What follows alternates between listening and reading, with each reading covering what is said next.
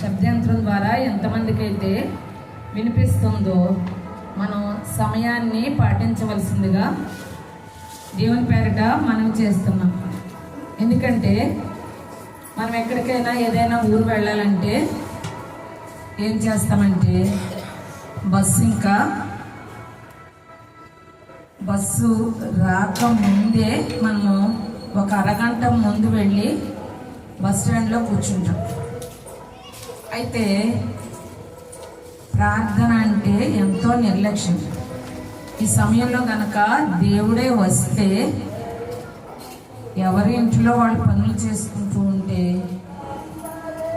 విడవబడే వాళ్ళంగా ఉంటాం. మనం దేవుని సన్నిధిలో ఉండి యథార్థంగా ఆయన్ని ఆరాధిస్తూ ఉంటే దేవుడు తప్పకుండా మన యథార్థ హృదయాలను చూచి ఆయన ఆనందించి ఆయనతో పాటు మనల్ని కొనిపోతాడు. లేకపోతే విడువబడేవారుగా ఉంటారు. విడువబడితే ఇక్కడ పరిస్థితులన్నీ మీరు ఎరిగిన వారే. ప్రకటన గ్రంథం చదివితే మనకు అర్థమవుతుంది. కనుక అందరూ సమయ గమనిక కలిగి త్వరగా మీ పనులు ముగించుకొని సుధాకర్ వాళ్ళ గృహానికి ఈ యొక్క సంవత్సరాంతంలో జరిగేటటువంటి ఈ ప్రత్యేక కూడికకు రావాల్సిందిగా ప్రేమపూర్వకంగా మీకు మనవి చేస్తున్నాం. ప్రార్థన చేసుకుందాం. ప్రేమ కృపా కనికరం గల మా ప్రియ పరలోకపు తండ్రి దయామేడ, మీ గొప్ప నామనకు, మీ ఉన్నతమైన నామనకు ఈ రాత్రికాల సమయంలో మరి కుమారు వందనములు స్తోత్రములు చెల్లించుకుంటున్నాం తండ్రి. గొప్ప దేవుడవు, ఆశ్చర్య కార్యములు అద్భుత కార్యములు చేసే దేవాది దేవుడవు ప్రభువా, ఈ రామన్నపాలెం గ్రామంలో ఈ రాత్రికాల సమయంలో తండ్రి నాయన జరిగేటటువంటి ఈ కూడికకు వచ్చిన మీ ప్రియబిడ్డలందరిని బట్టి వందనములు స్తోత్రములు చెల్లించుకుంటున్నాం. ఇంకా ఎవరైతే మార్గ మధ్యంలో ఉంటున్నారో క్షేమకరంగా తోడుకొని తీసుకొని రండి అయ్యా. ఎవరైతే నిర్లక్ష్య హృదయాలతో గృహాల యొద్దనే ఉంటున్నారో వారిని కూడా త్వరపెట్టి తీసుకొని రండి తండ్రి. ఎందుకంటే చివరి దినాల్లో ఉంటున్నాం కనుక మా సమయాన్ని సద్వినియోగం చేసుకునే వారంగా మమ్మల్ని అందరినీ ఆయత్తపరచండి. ఈ సమయంలో ఆదియో అంతమో నీవైండి నడిపించండి. పాటల ద్వారా మీరే మహిమను పొందండి. నిలబడే మీ పాత్రను కూడా మీరే అభిషేకించి వాడుకోమని అడుగుచున్నాం తండ్రి. ఎక్కడా కూడా తండ్రి నాయన మా సొంత మాటలు, మా సొంత జ్ఞానాన్ని వినియోగించకుండా మీరిచ్చేటటువంటి పరలోకపు జ్ఞానముతో తండ్రి ఇక్కడ తండ్రి నాయన మీ మాటలు వినిపించగలగడానికి సహాయం దయచేయండి తండ్రి. చీకటి అంధకార శక్తుల ప్రభావం ఏది కూడా ఈ పరిసర ప్రాంతాల్లో లేకుండా చేయండి అయ్యా. అంత మాత్రమే కాకుండా కరెంటును, మైక్ను, సమస్తాన్ని ప్రభావ మీ అధీనంలో ఉంచుకోండి తండ్రి. ప్రభావ మరి ఈ శబ్దయంత్రం ద్వారా ఎంతవరకు అయితే వినబడుతుందో ప్రభావ వారందరూ కూడా తండ్రి నాయన ప్రభావ వారి యొక్క చెవులను మీ మాటల వైపు త్రిప్పి జాగరూకతతో తండ్రి మీ మాటలను వినేవారుగా ఉంచండి, సహాయం దయచేయండి. ఈ విధంగా ఆదియో అంతం మీరైనా నడిపించమని మీ కృపను కోరుకుంటూ, మీ సహాయమును కోరుకుంటూ యేసుక్రీస్తు వారి ఘనమైన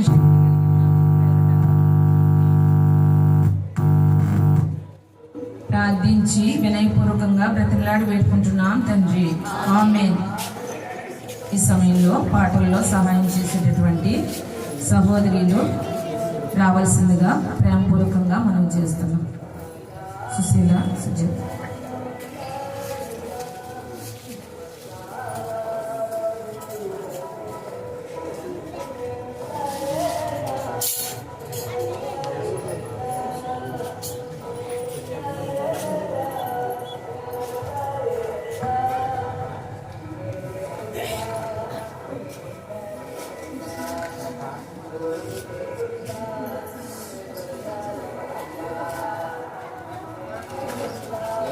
అందరూ చాలాసార్లు వినే ఉంటారు, నీ సాగెదా యేసునితో. ఎందుకంటే ఇప్పుడు ఏం చేస్తుంటాం చెప్పండి, ప్రార్థనకు వచ్చే ముందు చక్కగా భోంచేసి వచ్చి ఉంటాం. కనుక మనకి ఏమొస్తుందంటే నిద్ర వస్తుంది. నిద్ర రాకుండా చురుకుగా మాతో పాటు మేము ఒకసారి పాడినప్పుడు మీరు కలిసి పాడండి, వచ్చుకుంటే కనుక పాడండి. పాటల పుస్తకంలో 42వ పాట, నే సాగెదా యేసునితో.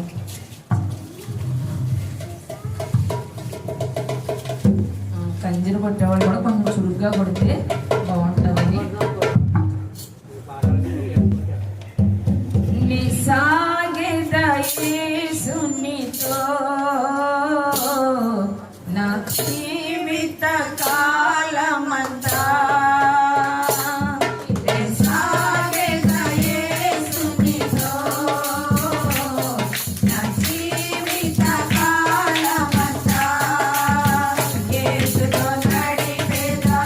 Yes.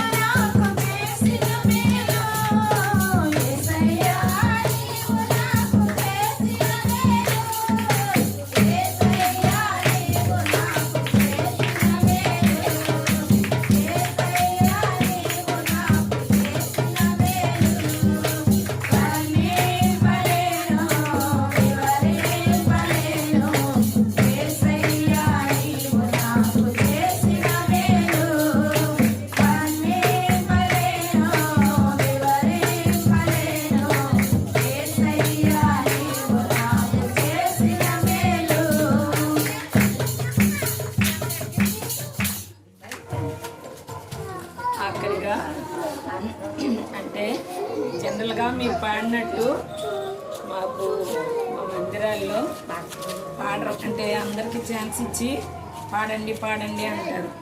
కానీ మేము కొంచెం వాక్యానికి ఎక్కువ ప్రిఫరెన్స్ ఇస్తూ ఉంటాము. అయితే మీరు ఏదో పాడడం తప్పని కాదు, ఎందుకంటే దేవాది దేవుడు మనకిచ్చిన స్వరాన్ని ఆ స్వరంతో మనం ఏం చేయాలి, అర్థవంతంగా పాడాలన్నమాట.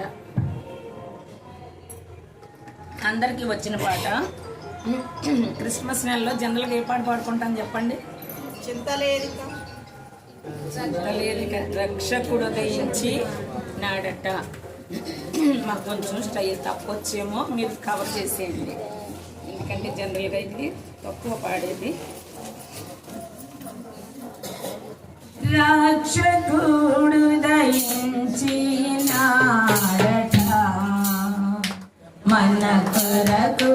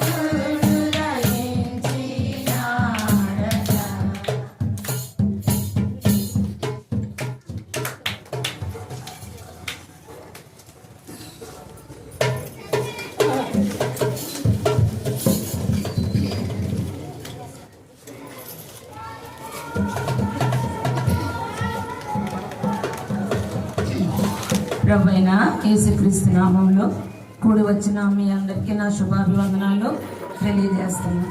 ఎందుకంటే నేను ఎవరో మొట్టమొదటిగా మీకు ఏం చేయాలి చెప్పాలి కదా. ఎవరో వచ్చారట, వాళ్ళు ఏదో చెప్పారు వెళ్ళిపోయారు అనేటటువంటిది కాదు. ముందు ఎక్కడికి వెళ్ళినప్పటికీ ఒక్కటి మాత్రం గుర్తుపెట్టుకోండి, మనం ముందు క్రొత్తగా పరిచయం అయ్యేటప్పుడు మన వ్యక్తిగత సాక్ష్యాన్ని చెప్పాలి. మనకి సాక్ష్యం లేకపోతే ఎంత వాక్యం చెప్పినప్పటికీ కూడా అది వేస్ట్. మనకి ముందు సాక్ష్యం అనేది కావాలన్నమాట. సాక్ష్యం లేని జీవితాలు చాలామంది మందిరానికి వెళ్తున్నాము అంటారు, కానీ వాళ్ళకి ఏమి ఉండదు, సాక్ష్యం ఉండదు. సాక్ష్యం లేకుండా మనం ఎంత ప్రార్థన చేసినప్పటికీ కూడా అదంతా వ్యర్థమే. మొట్టమొదటిగా నన్ను నేను పరిచయం చేసుకుంటున్నాను మీకు. మాది వాస్తవంగా దేవరపల్లి గ్రామం. అయితే మా తల్లిదండ్రుల పుట్టూరు వేరు, నా యొక్క యజమానుడి యొక్క ఊరు వేరు. వాళ్ళది ప్రకాశరాపాలెం, అత్తగారి ఊరు ప్రకాశరాపాలెం. మా తల్లిదండ్రులు నాన్నగారిది ఊనగట్ల, అమ్మది మలకపల్లి. అయితే ఉద్యోగరీత్యా వాళ్ళు దేవరపల్లిలో సెటిల్ అయిపోయారు. నా యజమానుడి ఉద్యోగరీత్యా అంత మాత్రమే కాకుండా దేవుని యొక్క చిత్తానుసారంగా మేము కూడా దేవరపల్లిలో సెటిల్ అయిపోతూ వచ్చాము. అయితే మొట్టమొదటిగా నేను కూడా వ్యర్థమైన జీవితం జీవించిన దాన్ని. రకరకాల సినిమాలు, పరిస్థితులు ఇవన్నీ ఉన్నప్పటికీ కూడా నేను 10th క్లాస్ వరకు దుద్దుకూరు జెడ్పీహెచ్ స్కూల్లో చదివాను. ఇంటర్మీడియట్ ఏలూరు సెయింట్ థెరిసాస్లో చదివాను. డిగ్రీ 3 years రాజమండ్రి శ్రీమతి కందుకూరి వీరేసిన రాజ్యలక్ష్మి కాలేజీలో, ఉమెన్స్ కాలేజీలో చదివాను. బీఎడ్కి వచ్చేసరికి గుంటూరు సెయింట్ జోసెఫ్స్ కాలేజీలో చదివాను. అయితే దేవుని చిత్తం నా పక్షంగా ఏ విధంగా ఉందో నాకైతే తెలియదు, కానీ మా ఇంట్లో అందరూ కూడా ఉద్యోగస్తులే. నాకు మాత్రం డిఎస్సిలో చాలాసార్లు రాశాను, కానీ ఉద్యోగం రాలేదు. అయితే దేవుడు నన్ను రక్షించుకున్నాడు. 1 యోహాను 1:9 ద్వారా నాతో మాట్లాడుతూ వచ్చాడు. మన పాపం మనం ఒప్పుకున్న ఎడల ఆయన నమ్మదగిన వాడును నీతిమంతుడు కనుక మనలను సమస్త దుర్నీతి నుండి తప్పించి, అది చివరిలో మాట వచ్చాను. అయితే 1 యోహాను 1:9 ద్వారా నన్ను దర్శిస్తూ వచ్చాడు, నాతో మాట్లాడుతూ వచ్చాడు. నిజమే కదా, మన పాపములను మనము ఒప్పుకోవాలి. ఒప్పుకోవడంగా మాత్రమే కాదు, ఏం చేయాలి, విడిచిపెట్టాలి. విడిచిపెట్టిన తర్వాత దేవుని యొక్క కనికరాన్ని పొందుకోవాలి మనం. అయితే ఆ విధంగా జరిగిన సమయంలో తర్వాత నా వివాహం అయింది. నేను 12 మా నా తల్లిదండ్రులు మమ్మల్ని చాలా స్ట్రిక్ట్గా పెంచారు. ఏంటంటే ఒక ఎగ్జాంపుల్, మా అన్నయ్య ₹1 ఇచ్చి మా అన్నయ్యకి తన్ని ఆయిల్ ఏదో తెమ్మన్నారంట. చిన్నప్పుడు మా నాన్నగారు ఆయిల్ తెమ్మంటే 95 పైసలు పెట్టి ఆయిల్ తెచ్చి 5 పైసలు కొనుక్కున్నాడు. అది పక్క వాళ్ళకి ఎవరికన్నా ఏదైనా పెట్టకపోతే ఏం చేస్తారు చెప్పండి పిల్లలు? వెంటనే మీ అబ్బాయి 5 పైసలు కొనుక్కున్నాడు, 95 పైసలుగా తెచ్చాడు అని చెప్పేసరికి మా నాన్నగారు తాడు తీసుకొట్టారట. మీకు తెలియదు, మేము ఎప్పుడు కూడా బయట కొట్టుల్లో కానీ ఎక్కడ కొనుక్కోవడం మాకు అలవాటు లేదు. ఏదైనా ఉంటే ఇంట్లో తినడం. 2 టీచర్స్, మా అమ్మ నాన్న 2 టీచర్స్. అయితే ఎక్కడ కూడా బయట అలవాట్లు మాకు లేవు. మా గురుండి ఎంతో ప్రార్థన అనమాట. చాలా ప్రార్థన చేసి చేసి చేసిన మీద అన్నయ్య హైదరాబాద్లో ఇరిగేషన్ డిపార్ట్మెంట్లో హెడ్ అనమాట, స్టేట్ హెడ్ తను. అయితే రిటైర్డ్ అయ్యారు, వాలంటీర్ రిటైర్మెంట్ ఇచ్చి పరిచర్యలో ఉన్నారు. అక్క బావగారు కూడా వాళ్ళిద్దరు గవర్నమెంట్ టీచర్స్, వాళ్ళు కూడా రిటైర్డ్ అయ్యారు. వాళ్ళిద్దరూ కూడా పరిచర్యలోనే ఉంటున్నారు. తర్వాత ఒక 4 months బ్యాక్ నా యజమానుడు ప్రభునందు నిద్రించారు. ఏదేమైనప్పటికీ కూడా తను కొంత పరిచర్యను వదిలిపెట్టి వెళ్ళారు. ఆ పరిచర్యను నేను వేస్తున్నా. అయితే నేను స్కూల్లో 12.5 సంవత్సరాలు ఉద్యోగం చేశాను. స్కూల్లో చేస్తే తర్వాత దేవుడు మాట్లాడుతూ చిన్నపిల్లలు అటు ఇటు తిరగకూడదు, దేవుడు మాట్లాడుతూ వచ్చాడు. అపోస్తుల కార్యాలు 13:47 ద్వారా మాట్లాడుతూ వచ్చాడు. బూదిగంతముల వరకు నా రక్షణార్థమే నిన్ను వెలుగుగా ఉంటకు నా సాధనముగా నిన్ను నియమించి ఉన్నాను.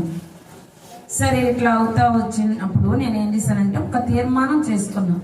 ప్రభువా, నేను ఇప్పుడు కూడా ఇంకా స్కూల్కి వెళ్ళను, పరిచర్య చేస్తాను, ఇంటింటికి వెళ్ళి నేను అందరికీ సువార్త చెప్తాను అని తీర్మానం చేసుకున్నాను. తర్వాత ఒకనొక దినాన్ని తీర్మానం చేసుకున్నానని నా భర్తతో చెప్పాను. చెప్పిన తర్వాత శ్రీ చైతన్య స్కూల్ పెట్టారు. అప్పుడు మళ్ళా ఆశ పుట్టింది. స్కూల్ అంటే నాకు చాలా ఇష్టం, ఎందుకంటే పిల్లల మధ్య పరిచర్య పని అంటే చాలా ఇష్టం అనమాట. అయితే వెళ్తాను, ఇంటర్వ్యూకి వెళ్తాను అన్నాను అనమాట. అంటే నా భర్త అన్నారు, నువ్వు వెళ్ళొద్దు, ఎందుకంటే ఒకసారి తీర్మానం చేసుకున్నావు కదా, తీర్మానం చేసుకున్న తర్వాత ఎన్నిసార్లు దేవునితో తీర్మానం చేసుకుంటావు, తప్పు, అలా వెళ్ళకూడదు అన్నారు.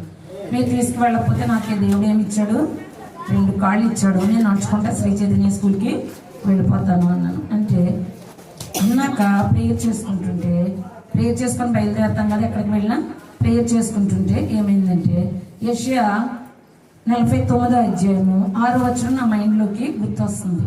దానిలో ఏముందనేది నాకైతే తెలియదు. యెషయా 49:6 గుర్తొస్తూ ఉంటుంటే చదివితే భయం. ఎందుకని? దేవుడు ఏదన్నా అక్కడ రూపులు పెట్టాడంటే ఆగిపోవాలి అని చెప్పేసి. అయితే చదవలేదు, వెళ్ళిపోయాను. తీసుకువెళ్ళారు. వెళ్ళిన తర్వాత దేవుడితో ఒకటి చెప్పాను. అనుకున్నాను నేను ఏమనంటే, ప్రభువా, నీ చిత్తం అయితే వెళ్ళంగానే నన్ను ఏం చేస్తారు, ఓకే మరి ఇప్పటి నుండి నువ్వు స్కూల్కి వచ్చాయంట. ఎందుకంటే అంతకుముందు ఎక్స్పీరియన్స్ ఉంది కనుక. ఒక్కవేళ ప్రభువా నీ చిత్తం కాకపోతే వాళ్ళు ఏదో చిన్న లిటికేషన్ పెడతారు అని చెప్పేసి అనుకొని ప్రార్థన చేసుకొని వెళ్తే అక్కడికి వెళ్ళంగానే ప్రిన్సిపల్ అంట ఎదురు వస్తాను, అంటే హాల్లో నుండి వస్తున్నారు. నమస్తే సార్ అన్న అంటే, ఏమో అన్నారు. నేను ఇలాగా science teacher, science English teach చేస్తాను, మీ స్కూల్లో కొంచెం ఆపర్చునిటీ ఉందని చెప్పేసి విన్నాను, కనుకొచ్చాను అన్నాను. ఓకే అమ్మా, నీకు ఎక్స్పీరియన్స్ ఉందా అన్నారు. 12.5 years నాకు ఎక్స్పీరియన్స్ ఉందండి అన్నాను. అంటే అన్నారు, అయితే రాజమండ్రి వెళ్ళి సర్టిఫికెట్స్ అక్కడ సబ్మిట్ చెయ్యి, తర్వాత వర్క్షాప్స్ ఉంటాయి అన్నారు. ఓయ్యా, నువ్వు ఇచ్చే జీతానికి మళ్ళీ వారం రోజులు ఇల్లు వదిలిపెట్టి తిరగాల, ప్రభు నీ చిత్తమో కాదు అని చెప్పి ఇంటికి వచ్చి బైబిల్ తెరిచి యెషయా 49:6 చదివితే బూదిగంతముల వరకు నా రక్షణకు సాధనముగా ఉన్నట్లు, అన్యజనులకు వెలుగై ఉన్నట్లు నిన్ను నియమించున్నాను. యాజ్ ఇట్ ఈస్గా అపోస్తుల కార్యాలు 13:47 ఏదైతే మాట్లాడాడో దేవాది దేవుడు, అదే సేమ్ వచనం ఎక్కడుంది, యెషయా 49:6. ఇంకా అప్పటి నుండి కొంచెం బుద్ధి తెచ్చుకొని నెమ్మదిగా పరిచర్య అనమాట. గ్రామాలకు వెళ్ళి ఇంటింటికి సువార్త చెప్పడం అలా జరుగుతూ వచ్చింది. అయితే 2 years బ్యాక్ నుండి కొంచెం ఇంట్లో అననుకూల పరిస్థితుల వల్ల, నా భర్త అనారోగ్య పరిస్థితుల వల్ల వెళ్ళలేకపోయాను. అయితే మళ్ళీ దాన్ని చేస్తూ వస్తున్నాం అనమాట. ఏదేమైనప్పటికీ కూడా దేవుడు ముందున్న దినాల్లో అనేక జనుల రక్షణార్థమే నన్ను కూడా ఉపయోగించుకునేలాగా, ఆయన యొక్క సాధనంగా నేను ఉపయోగపడేలాగా మీరు మీ అందరి ప్రార్థనలో జ్ఞాపకం చేసుకోండి. ఎందుకంటే సాక్ష్యం చెప్పాలంటే చాలా ఉంటుంది. ఈవెన్ నేను లాస్ట్గా ముగించే ముందు సాక్ష్యం వాక్యం కాదు, గుర్తుపెట్టుకోండి. ఎందుకంటే సాక్ష్యం ముగించే ముందు చిన్న మాట. యాక్చువల్గా వస్తువులు విషయంలో ప్రపంచంలో అందరి ఎత్తు ఒకటి, నా ఎత్తు ఒకటి. బంగారం అంటే మహా పిచ్చి. బంగారం అంటే నేను బయటకు బయలుదేరితే చాలా అధికంగా ధరించుకొని వెళ్ళేదాన్ని. అయితే ఒక్కొక్కటి దేవుడు కట్ చేసుకుంటూ వచ్చాడు అనమాట. నేను చాలా విపరీతంగా వేసుకునేదాన్ని. ఇప్పటికీ కూడా దేవుడి కృపను బట్టి దేవుడు చాలా ఇస్తూ వచ్చాడు. అయినప్పటికీ కూడా 2024 సంవత్సరము లాస్ట్ ఇయర్ ఆగస్టు 12వ తారీఖున దేవుడు స్పష్టంగా మాట్లాడుతూ వచ్చాడు. బంగారము లోక ఘనతకు గుర్తు. నా భర్త బెడ్ మీద ఉన్నారు, తన ఆరోగ్య పరిస్థితిలో ఉన్నారు. హాస్పిటల్లో డాక్టర్స్ అన్నారు నేను చనిపోతాడు, తీసుకువెళ్ళిపోండి అన్నారు. ఆగస్ట్ 9th 2024 అయితే తీసుకువెళ్ళిపోమన్నప్పుడు వచ్చాము. వచ్చిన తర్వాత ఆగస్టు 12వ తారీఖు దేవుడు బంగారం లోక ఘనతకు గుర్తు, వెండి లోక జ్ఞానానికి గుర్తు, ఇత్తడి లోక వచ్చాను అయితే ఇనుము మానవ అధికారానికి గుర్తు అని చెప్పి మాట్లాడుతూ వచ్చింది. నీవు ఈ లోక ఘనతను కోరుకుంటే నీవు ఏం చేస్తావు? బంగారాన్ని ధరించుకో. ఒకవేళ శాశ్వతుడైన దేవుడు నీకు తోడుగా ఉండాలి అంటే నీవు లోక ఘనతను కోరుకోవద్దు అని దేవుడు స్పష్టంగా మాట్లాడుతూ వచ్చాడు. నీవు జయించువాడవుగా ఉండాలంటే నీ లోక ఘనతను విడిచిపెట్టు అని. వెంటనే నా భర్త మంచం మీద ఉన్నారు, మొత్తం నా ఒంటి మీద ఉన్న ఎన్నలా పెట్టి వద్దు, ఈ రోజు నుండి వస్తువులు ఇంకా ధరించను, ఎందుకంటే దేన్నైతే నేను అధికంగా ప్రేమించాను దేవుడు నన్ను నా దగ్గర నుండి అది తీసివేశాడు. అంటే నా భర్త రెండు చేతులలో పెట్టి బుజ్జి నేను చనిపోయే వరకన్నా ఉంచుకున్నాను. లేదు లేదు, నేను అసలు ఒక క్షణం కూడా దేవుడు స్వయంగా దిగొచ్చి చెప్పిన నేను ఒక క్షణం కూడా ఉంచుకోను అని చెప్పాను. చెప్తే అయితే ఒక్క 10 days అయినా నీ మెడలో వస్తువు ఉంచుకోమ్మా అన్న. 10 days కాదు కదా, 10 seconds కూడా నేను ఉంచుకోను అని చెప్పి చెప్తూ వచ్చాను. అయితే ఇదేమైనప్పటికీ దేవుడు ప్రతి విషయంలోనూ ఏం చేస్తా వస్తాడు? మనల్ని నలగగొడుతూ వస్తాడనమాట. అది మనం గమనించి దేవుని విషయంలో మనం యథార్థంగా జీవిస్తే మనం ఏ విధంగా ఉంటామంటే జయించు వారముగా ఉంటాము.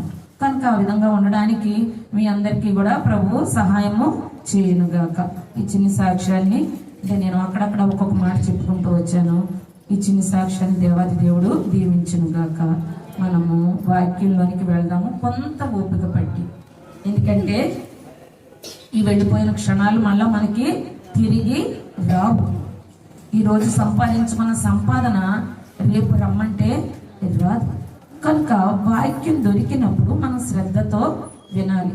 కొంత ఏదైనా నిద్ర వచ్చినట్లు అనిపిస్తే గనక ఏం చేస్తారంటే కొంచెం ప్రభా నిద్ర రాకుండా సహాయం చేయండి అని అడిగితే దేవుడు తప్పకుండా నిద్ర రాకుండా సహాయం చేస్తాడు. అయితే ఇప్పుడు వాక్యంలోకి వెళ్దాము. లూకా సువార్త. అంతకంటే వాక్యానికి వెళ్లే ముందు ఈ దినం మీరు మీ యొక్క వాక్య లేఖనాలను చదువుకున్న వాళ్ళు ఉదయాన్నే లేచి ఎవరు ముఖ దర్శనం చేసుకోవాలి చెప్పండి? దేవుని ముఖ దర్శనం చేసుకోవాలి. అటువంటి వారు ఈరోజు ఉదయాన్నే లేచి నేను మొట్టమొదటిగా బైబిల్ చదువుకున్నాను అన్న వాళ్ళు మీ ధైర్యంగా మీ బైబిళ్ళు సొంత బైబిల్ పైకెత్తి బైబిల్ పల్లవి పాడదాం. బలే బాలే మాట బంగారు మాట బైబిల్లో మాట యేసు మాట. బలే బాలే మాట బంగారు మాట బైబిల్లో మాట యేసు మాట. నా జీవితాల నీ జీవితాల మరువని మాట యేసు మాట. నా జీవితాల నీ జీవితాల మరువని మాట యేసు మాట. బలగాలే మాట బంగారు మాట బైబిల్లో మాట యేసు మాట. యేసు మాట యేసు మాట. చూసారా ఎంతమంది అసలు బైబిల్ ఎత్తలేదు. కొంతమంది రోజుల్లో ఏమైపోయిందంటే ఫ్యాషన్ అయిపోయింది. ఎక్కడికన్నా వెళితే ఏం చేస్తున్నారంటే బైబిల్ తీసుకెళ్ళడానికి సిగ్గు, వాళ్ళకి దేవుణ్ణి మోసుకెళ్ళడానికి సిగ్గు. ఏం చేస్తారంటే సెల్ ఫోన్స్, పాటలు పాడాలంటే సెల్ ఫోన్, బైబిల్ చదవాలంటే సెల్ ఫోన్, ఎంత భయంకరమైన దినాల్లోకి వచ్చావు. రేపటి దినాన్ని నువ్వు ఏ విధంగా ఎత్తబడతావు, నువ్వు చనిపోతే ఏ విధంగా దేవుని రాజ్యానికి వారసురాలు అవుతావు. నీ బైబిల్ మోయడానికే నీకేంటి సిగ్గు. ఎక్కడికి వెళ్తున్నామంటే చక్కగా ధైర్యంగా మన గుండెలు కాంచుకొని, కొంతమంది హ్యాండ్ బ్యాగ్స్లో పెట్టుకొచ్చుకుంటారు బైబిల్స్. చాలా తప్పు. నువ్వు ఎక్కడికి వెళ్తున్నావు ఏం తెలుసు, అంతే కదా. మనం ఊరు ఖచ్చితంగా మనం వివాహానికి వెళ్తే ఏం చేస్తాం చెప్పండి, బైక్ మీద వెళ్తే ఈ డ్రెస్ నలిగిపోద్దని హ్యాండ్ బ్యాగ్లో ఏం చేస్తాము, వేరొక డ్రెస్ పెట్టుకొని అక్కడికి వెళ్ళంగానే ఈ డ్రెస్ చేంజ్ చేసుకొని ఏం చేస్తాము, ఆ డ్రెస్ వేసుకుంటాం. ఆఫ్టర్ ఆల్ ఈ లోకంలో జరిగేటటువంటి వివాహానికే నీవు అంత ప్రిఫరెన్స్ ఇస్తే రేపటి దినాన్ని దేవాది దేవుణ్ణి ఏ విధంగా ఎదుర్కొంటాం, ఏ విధంగా ఆయన ముఖాన్ని చూడగలుగుతాము. మన ఇంటిలో 100 బైబిళ్ళు ఉన్నంత మాత్రాన మనము పరలోక రాజ్యానికి చేరము. నీవు 100 పాటలు పాడినప్పటికీ కూడా పరలోక రాజ్యానికి చేరు. కానీ మనం ఏం చేయాలి, దేవునికి మన హృదయంలో సరైన స్థానాన్ని ఇచ్చినప్పుడు మాత్రమే దేవుడు మనల్ని అంగీకరిస్తాడు. రేపు ఆయన వరుడుగా రాబోతున్నాడు, వధువుగా మనం ఎదుర్కోవాలంటే ఏం చెయ్యాలి, సిద్ధపాటు ఉండాలా వద్దా? పెండు కుమారుడు వస్తున్నాడు, నేను ఇలా వెళ్ళిపోయాను అనుకోండి, ఏమంటారు చెప్పండి? వద్దులేమ్మా, నాకు ఈ సంబంధం నచ్చలేదు అంటారు. మరి అట్లాంటప్పుడు మనం దేవాది దేవుని ఎదుర్కోవాలంటే గొర్రెపిల్ల వివాహ మహోత్సవం ఆసన్నమైంది. ఆయన్ని ఎదుర్కోవాలంటే మనము కొన్ని వస్త్రాలు ఉన్నాయి, ఆ వస్త్రాలు ధరించాలి. ఆ వస్త్రాలు లేకుండా మనము ఆయన్ని ఎదుర్కొనలేము. జాగ్రత్త ప్రియ బిడ్డలారా, ఈ రాత్రికాల సమయంలో దేవాది దేవుడు నిన్ను నన్ను హెచ్చరిస్తున్నాడు. ఏమనంటే సిద్ధపాటు కలిగి ఎక్కడికి వెళ్ళినప్పటికీ మనం ఏ విధంగా వెళ్ళాలి, సిద్ధపాటు కలిగి వెళ్ళాలన్నమాట. అది ఉదయాన్నే లేచి ఏం చేయాలి, దేవుని యొక్క ఒక దర్శనం చేసుకోవాలి. ప్రతి ఒక్కరు కూడా ఒక అధ్యాయం చదవండి, రోజుకి చదివితే దాని ద్వారా మనకి ఎంతో ఫలితాన్ని మనం చూడగలుగుతాం అన్నమాట. దేవుడు ఈ స్థితిలో మమ్మల్ని ఉంచాడంటే దేవుడు మా తల్లిదండ్రుల ప్రార్థన అంత మాత్రమే కాదు, వారు నేర్పించినటువంటి విధానం అన్నమాట. అర్ధరాత్రి 12 అయినా ఫ్యామిలీ ప్రేయర్ చేసుకోకుండా మేము నిద్రపోము. ఉదయం లేచి ఫ్యామిలీ ప్రేయర్ చేసుకోకుండా మేము మా పనులు ప్రారంభించము. అదే సీక్రెట్, ఇంకంతకు మించేమీ లేదన్నమాట. కనుక అందరూ కూడా ఈ దినం నుంచి మీరు ఒక షెడ్యూల్ పెట్టుకోండి. రేపు ఉదయాన్నే లేచి నేను ఏం చెయ్యాలి, బైబిల్ చదువుకోవాలి, దేవుని యొక్క ముఖదర్శనం చేసుకొని ప్రార్థన చేసుకొని నేను అప్పుడు నా పనులు ప్రారంభించాలి అని చెప్పి ఒక తీర్మానం చేసుకుంటే తప్పకుండా అది అమల్లో మనం పెడతామన్నమాట. సరే, వాక్యం కొద్దాం. లూకా సువార్త 2వ అధ్యాయము లూకా సువార్త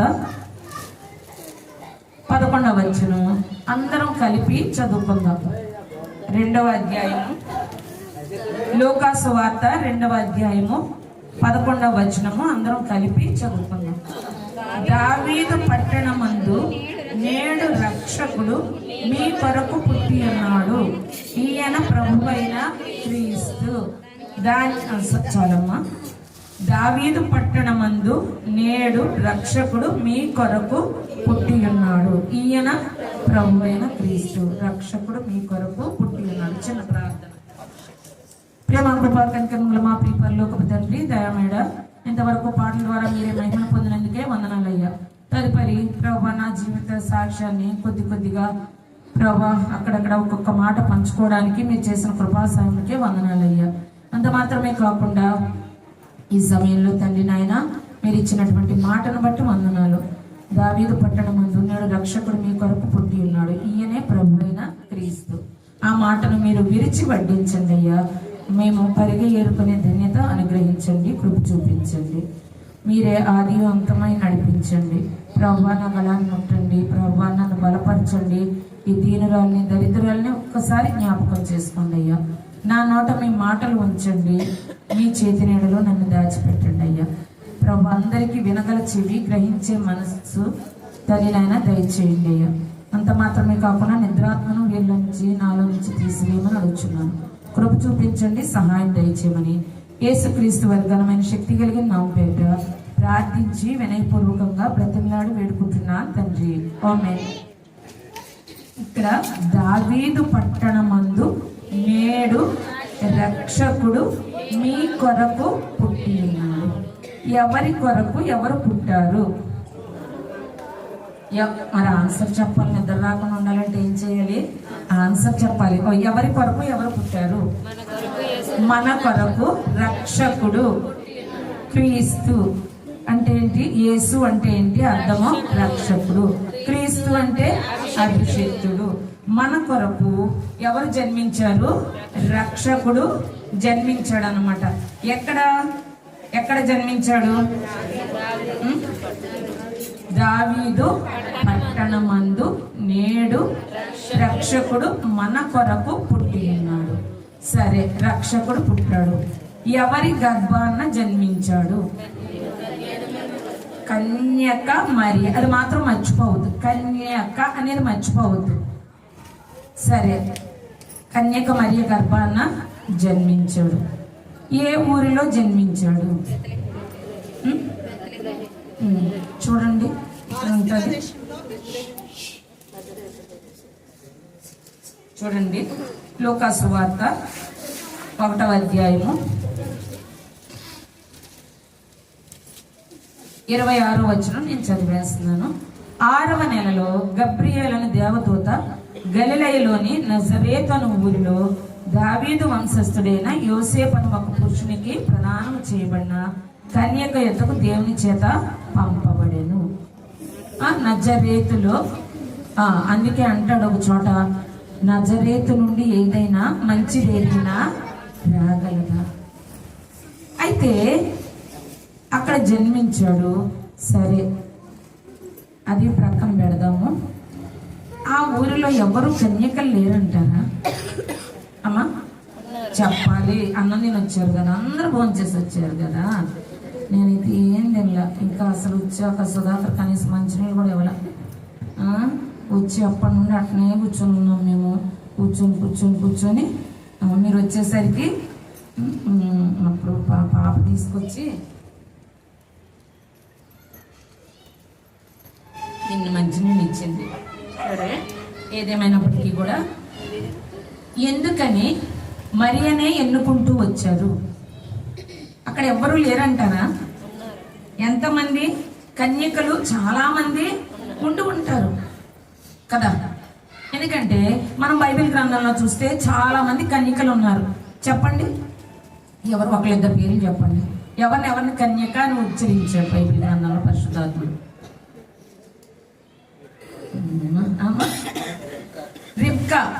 రిబ్కా అని ఏమంటాడు? ఈ చిన్నది మిక్కిలి చక్కనిది, ఈమె కన్యక అంటాడు అనమాట. తర్వాత ఇంకెవరున్నారు? సర్లే, గుర్తులేదేమో. ఇంకా నేను చెప్పిన మీరు వినేలా లేరు. సరే, కన్యక మరియను నేను అనుకుంటాను అక్కడ ఉన్న కన్యకలందరిలో కూడా ఎవరు? మరియా చాలా యథార్థపరాలు, నమ్మకమైన. అమ్మ అటు ఇటు తిరగకూడదు, మీరు ఒక చోట కూర్చోవాలంతే. అయితే ఆమెను ఎన్నుకుంటూ వచ్చాడు. వచ్చిన తర్వాత దూత వచ్చి ఏమంటుంది? దయా ప్రాప్తురాల. అంటే దయా ప్రాప్తురాల అంటే దేవుని దయకు పాత్రురాలవు నీవేనమ్మా. కూర్చోనన్నా అక్కడ కూర్చోమ్మ, అక్కడ పర్వాలేదు. ఎందుకంటే చిన్నపిల్లలు అటు ఇటు తిరగకూడదు, డిస్టర్బెన్స్ అనమాట. వాక్యం వినే వాళ్ళకి కాన్సన్ట్రేషన్ ఉండదు, అందుకని అటు ఇటు తిరగకూడదు. చక్కగా కూర్చున్న దగ్గరే కూర్చోవాలి. అర్జెన్సీ ఉన్నా కూడా కదలకూడదు. అయితే దయాప్రాప్తురాల నీకు శోభము అంటున్నాడు. అంటే దయకు నీవు, దేవుని యొక్క దయకు నీవు ఎటువంటి దానివి? పాత్రురాలివి. అటువంటి విధంగానే ఇంకా ఎస్తేరును కూడా ఏమంటున్నాడు చెప్పండి? ఎస్తేరు హేగే దయను పొందుతూ. తెలుసా ఎస్తేరు ఎవరో తెలుసా? మీ ఊర్లో ఎస్తేరు కాదు, పరిశుద్ధ గ్రంథంలో ఎస్తేరు ఉంది. రాణి, ఎస్తేరు రాణి భర్త పేరు ఏం చెప్పండి, పని తిరగదండి, అహశ్వరోషు. సరే, ఆమె కూడా హేగే దయను పొందింది. తదుపరి అహశ్వరోషు రాజు యొక్క దయను పొందింది. మనుషులందరి దయను కూడా పొందుతూ వచ్చింది. అట్లా దయను పొందిన వాళ్ళు చాలా మంది ఉన్నారు. అయితే దయాప్రాప్తురాలా నీకు శుభము అంటున్నాడు. నెక్స్ట్ ఏమంటున్నాడంటే, అంటే నేను క్లుప్తంగా చెప్పుకుంటూ వెళ్ళిపోతున్నాను. నెక్స్ట్ ఏమంటున్నాడంటే, ప్రభువు నీకు తోడై ఉన్నాడు. ఎవరు తోడై ఉన్నారు? ప్రభువు నీకు తోడై ఉన్నాడు. నువ్వేం భయపడవద్దు. ఎందుకంటే నువ్వు భయపడవలసిన పని లేదు. ఎందుకు భయపడవలసిన పని వస్తుంది అనుకున్నామంటే, ఆల్రెడీ అక్కడ ఏమైంది, యోసేపుకు ప్రదానము చేయబడుతూ వచ్చింది. కనుక ఏమంటున్నాడంటే, నీవు భయపడవద్దు. ఎందుకంటే సడన్ గా మనకు కూడా భయం వస్తుంది కదా అట్లాంటి పరిస్థితుల్లో. కానీ నీవు భయపడవద్దు, ప్రభువు నీకు తోడై ఉన్నాడు. అంత మాత్రమే కాకుండా ఇంకొక మాట అంటుంది చూడండి, 1వ అధ్యాయంలోనే ఉంటుంది. ఏమంటుందంటే, నీవు కృప పొందిన దానవు. ఏమంటున్నాడంటే, దేవుని వలన నీవు కృప పొందితివి. ఆమె దయకు ప్రాప్తురాలు. అంత మాత్రమే కాకుండా ఆమె కృప పొందుతూ వచ్చింది. ఎవరు తోడుగా ఉన్నారు మరియకు? దేవుడు తోడుగా ఉంటూ ఉన్నాడు అన్నమాట. అంత మాత్రమే కాకుండా ఇంకేమంటున్నాడంటే,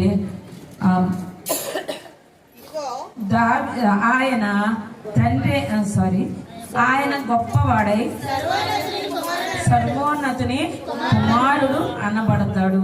అంత మాత్రమే కాకుండా దావీదు సింహాసనము ఆయనకిచ్చును. తర్వాత ఏమంటున్నాడంటే 35లో, పరిశుద్ధాత్మ నీ మీదికి వచ్చును, సర్వోన్నతుని శక్తి నిన్ను కమ్ముకొను. మొట్టమొదటిగా ఏమంటున్నాడంటే, అమ్మా నీవు దయకు పాత్రలవమ్మా, ప్రభు నీకు తోడుగా ఉన్నాడమ్మా.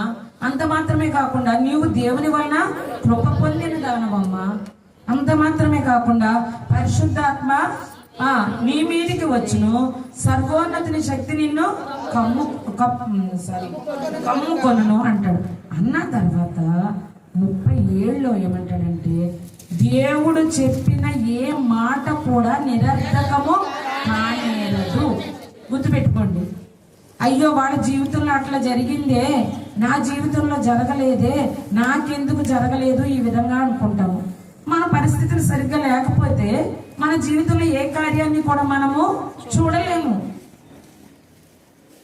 అంటున్నాడు చక్కగా దూత వచ్చింది. దూత వచ్చి ఏమంటుంది, దయాప్రాప్తురాలా నీకు శుభమమ్మా, ప్రభువు నీకు తోడుగా ఉంటాడమ్మా, నీవు దేవుని వలన కృప పొందిన దానవమ్మా. అంత మాత్రమే కాకుండా పరిశుద్ధాత్మ నీ మీదికి వచ్చును, సర్వోన్నతుని శక్తి నిన్ను కమ్ముకుంటుంది. అందుకు ఇది దేవుని మాట. ఏది కూడా పుట్టబోవాడు ఎటువంటి వాడు పుడతాడు? పరిశుద్ధుడు పుడతాడు. సామాన్యుడు కాదు పుట్టేది, జాగ్రత్త. అటు ఇటు ఉన్నవాడు కాదు పుట్టేది.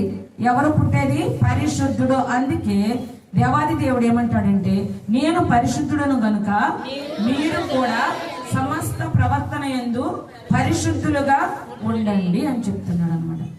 పరిశుద్ధుడు పుడతాడు. అయితే దేవుడు చెప్పిన ఏ మాట కూడా నిరర్ధకము కానేరదు. నీ జీవితంలో నా జీవితంలో కూడా దేవుడు నీ పక్షంగా నా పక్షంగా కలిగి ఉన్నటువంటి ప్రణాళిక ఏది కూడా మారదు. కానీ మన పరిస్థితులే మారిపోతూ ఉంటాయి అన్నమాట. ఈరోజు ప్రార్థనకు వెళ్తాము, రేపొద్దున పాస్టర్ గారు ఏదన్నా హెచ్చరించారనుకోండి, మళ్ళీ ఆ సరౌండింగ్స్ లో మనము కనపడము. ఎవరి గురించి వెళ్తున్నాం మనం ప్రార్థనకి? ఎవరి గురించి వెళ్తున్నాము? ఎందుకు వెళ్తున్నాము? మన యొక్క శారీరక ఎదుగుదల కోసం ఏం చేస్తున్నామంటే ఫుల్గా తింటున్నాము. ఎక్కడ కొరత రానేము. శారీరకమైన ఆరోగ్యం గురించి ఎక్కడ కొరత రానేము. ఒక్క వారంలో 2 days కానీ 3 days కానీ నాన్ వెజ్ లేకపోతే ఇంకా ఇంట్లో చూడండి ఇంకా అసలు ఎంత రణరంగమో అంటున్నది. అయితే మరి ఆత్మీయంగా ఎదగాలి. మనం ఆత్మీయంగా ఎదగాలంటే మనకి ఏం కావాలి? వాక్యం కావాలి. ఆ వాక్యం కొరకు మనం ఏం చేయాలి? పరుగులు పెట్టాలన్నమాట. వాక్యం కొరకు మనము పరుగులు పెట్టాలి. ఎక్కడ ప్రార్థన అంటే అక్కడికి మనము పరుగులు పెట్టాలి. ఇట్లా కాకోకుండా ప్రార్థనే కదలే, అబ్బా ఎవరు వెళ్తారులే, ప్రొద్దుస్తమానం కష్టపడి వచ్చాము అని కొందరు అనుకుంటే మాట్లాడొద్దాం ఎవరు దయించి. ఎందుకంటే దేవుని సన్నిధిలో ఉన్నప్పుడు మనము చాలా మౌనంగా ఉండాలి. మౌనంగా ఉండకపోతే దేవుడు కూడా మనల్ని అంగీకరించడు. అయితే కొంతమంది ఏం చేస్తారంటే ప్రార్థనకు వెళ్ళి అక్కడ నిద్రపోతే ఎవరు చూసారులే, సర్వోన్నతుడు ఎవరు పుడతాడు? సర్వోన్నతుని శక్తి, సర్వోన్నతుడు పుట్టాడు అంటే సర్వానికి ఉన్నతమైన వాడు. ఆయన కనుదృష్టి నీ మీద నా మీద ఉంటా, జాగ్రత్త. కునిపాట్లు పడ్డావు అనుకోండి, ఎవరు చూస్తున్నారు? నీ ప్రక్కలు చూడకపోవచ్చు, కానీ దేవాది దేవుడు చూస్తున్నాడు. దేవుని సన్నిధికి వచ్చిన ఒక గంట మాత్రం మనం చాలా మౌనంగా జాగ్రత్తగా వాక్యాన్ని వినాలి. చక్కగా కన్య మరి గర్భాన్ని ఎంచుకుంటూ వచ్చాడు. దయాప్రాప్తురాలా నీకు శుభం అన్నాడు. అంత మాత్రమే కాకుండా ప్రభు నీకు తోడై ఉంటాడు అన్నాడు. తర్వాత ఏమన్నాడు? దేవుని వల్ల నీవు కృప పొందినావమ్మా.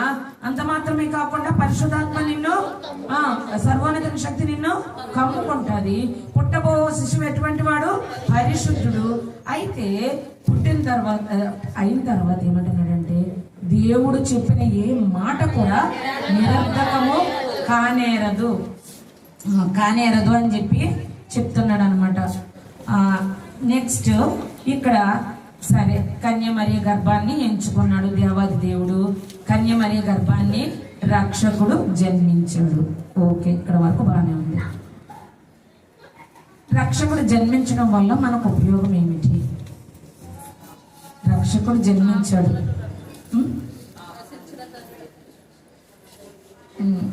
చెప్పాలి, కరెక్టే చెప్పండి అమ్మా, చెప్పండి రా, చెప్పాలి.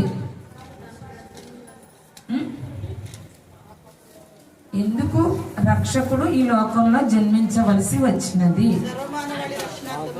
సర్వ మానవాళి రక్షణార్థమై నిన్ను నన్ను రక్షించడం గాను దేవాది దేవుడు, నీవు నేను ఏ విధంగా ఉన్నామో ఆదాము ద్వారా సంక్రమించినటువంటి పాపము మనలోనికి కూడా ప్రవేశించి మనం కూడా ఏ విధంగా అయిపోయామో పాపముతో నిండిపోయిన వారంగా ఉన్నాము. మనం జన్మతః పాపులము, క్రియల ద్వారా పాపులము. అమ్మ నేను అస్సలు క్రియల ద్వారా నేను పాపమే లేదండి అని అన్నా కూడా చెయ్యొద్దండి. ఎవ్వరు కూడా ఉండరు. ఎందుకంటారా, ఉదయాన్నే లేచి పాపం పొలం పనికి వెళ్ళేటప్పుడు చూస్తారు, సడన్ గా చూసేకి సాల్ట్ అయిపోయి ఉంటుంది. అయ్యయ్యో రాత్రి కష్టపడి వచ్చానే, ఇంట్లో సాల్ట్ లేదా కూరలో ఏమేయాలని, అక్క కొంచెం సాల్ట్ ఉంటే కొంచెం పెట్టమని సాయంకాలం మీ అన్నీ తెచ్చినాక నేను నీకు ఇచ్చేస్తాను అంటే, అర్రెర్రెర్రెర్రే ఇప్పుడే అయిపోయింది, మా డబ్బాలో కూడా ఉప్పు ఎప్పుడైపోయింది, ఇప్పుడే అయిపోయిందంట. లేస్తానే అబద్ధం. తర్వాత అంతకంటే ముఖ్యమైనది చెప్పాలా, మేము చిన్నపిల్లలప్పుడు పొలం పనికి వెళ్ళేవాళ్ళు చాలామంది. వెళ్ళి వాళ్ళు ఎట్లా తెలుసా, ఇలా కచ్చాలు పోసుకొని వెళ్ళేవాళ్ళు అనమాట. వెళ్తే మిరపకాయ కోత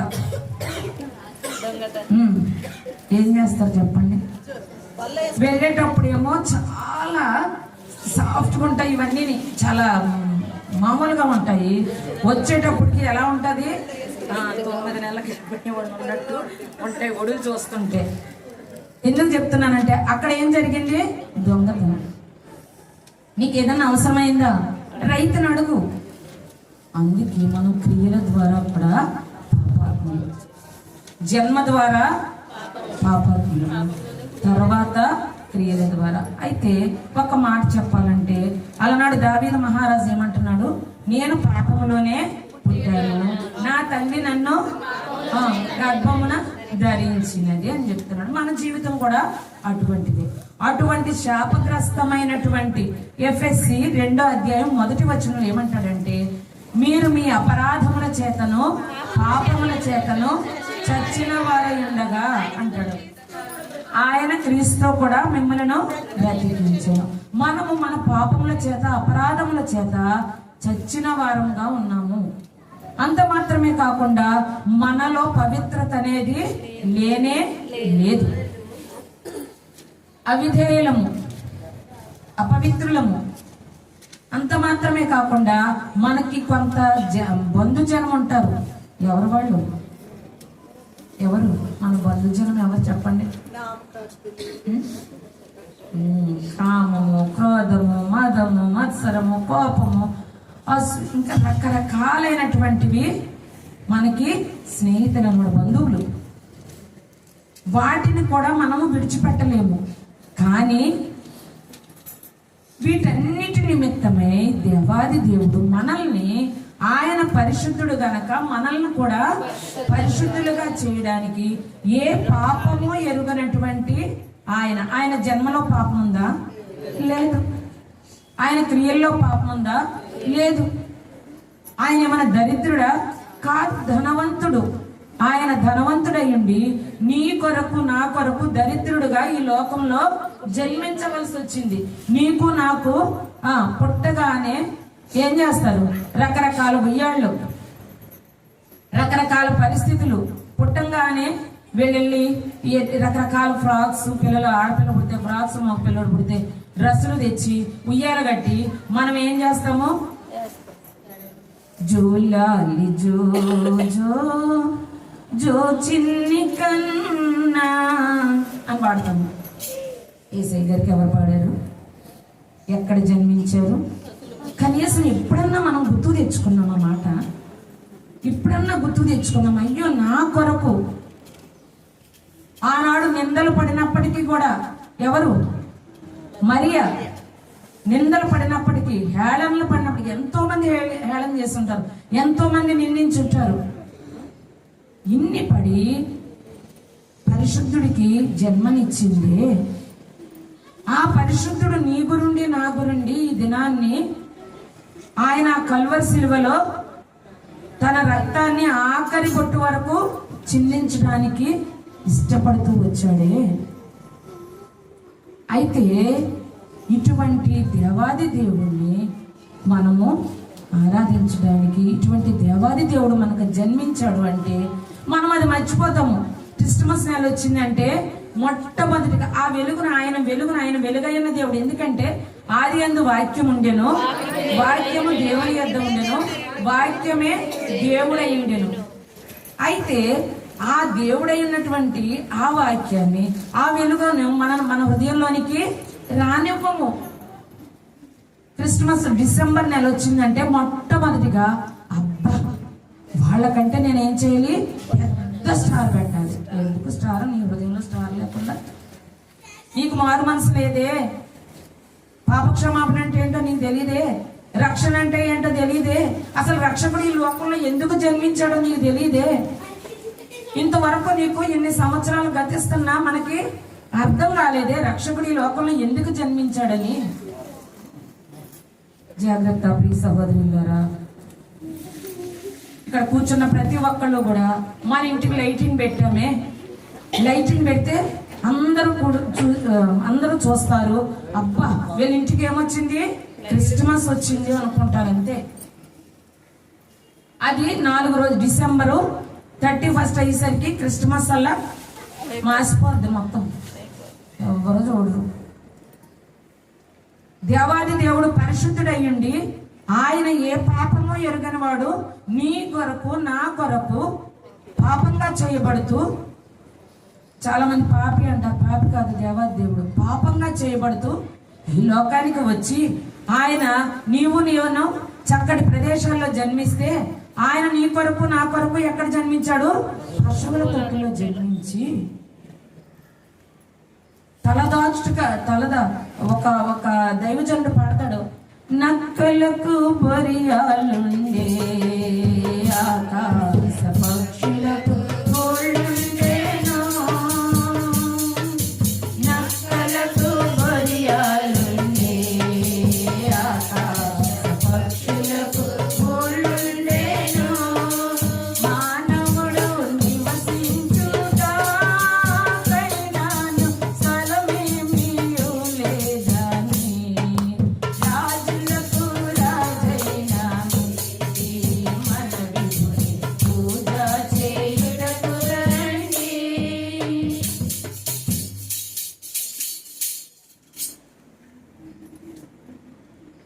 పిక్కలకి ఏమున్నాయంట?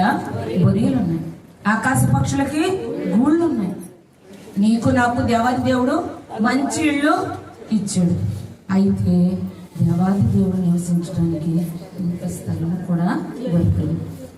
అటువంటి దేవాది దేవుడు, ధనవంతుడైనటువంటి దేవాది దేవుడు, ఒక భక్తుడు రాస్తాడు, ఏమంటాడంటే, ధనవంతుడై ఉండి యేసయ్యా దరిద్రుడై పుట్టాడయ్యా, ధనవంతుడై యేసయ్యా దరిద్రుడై ఇలా పుట్టాడయ్యా, రూపురేఖలు కోల్పోయాడు నా పాప విమోచనకై, రూపురేఖలు కోల్పోయాడు నా పాప విమోచనకై. ఎవరో తెలుసా యేసయ్యా, చెబుతా నేడు వినవయ్యా, పెడచెవి పేటక త్వరపడి వచ్చి రక్షణ పొందయ్యా, రక్షణ పొందయ్యా. ధనవంతుడైనటువంటి యేసయ్య నీ గురించి నా గురించి దరిద్రుడుగా ఈ లోకాన్ని జన్మించవలసి వచ్చింది. ఎందుకు? నిన్ను నన్ను ధనవంతులుగా చేయడానికి. ఈ దినాన్ని లాలిపాటలు పాడుతున్నామే, ఈ దినాన్ని ఏ పాటలు పాడుతున్నాము? లాలిపాటలు. అంతేకాకుండా ఉదయాన్నే లేచి రేపు 24th 25th ఎర్లీ అవర్స్ లేచి ఏం చేస్తారు? రక్షకుడు దయించినారట మన కొరకు పరమా రక్షకుడు దయించినారట అని పాడుకుంటా తిరుగుతాం.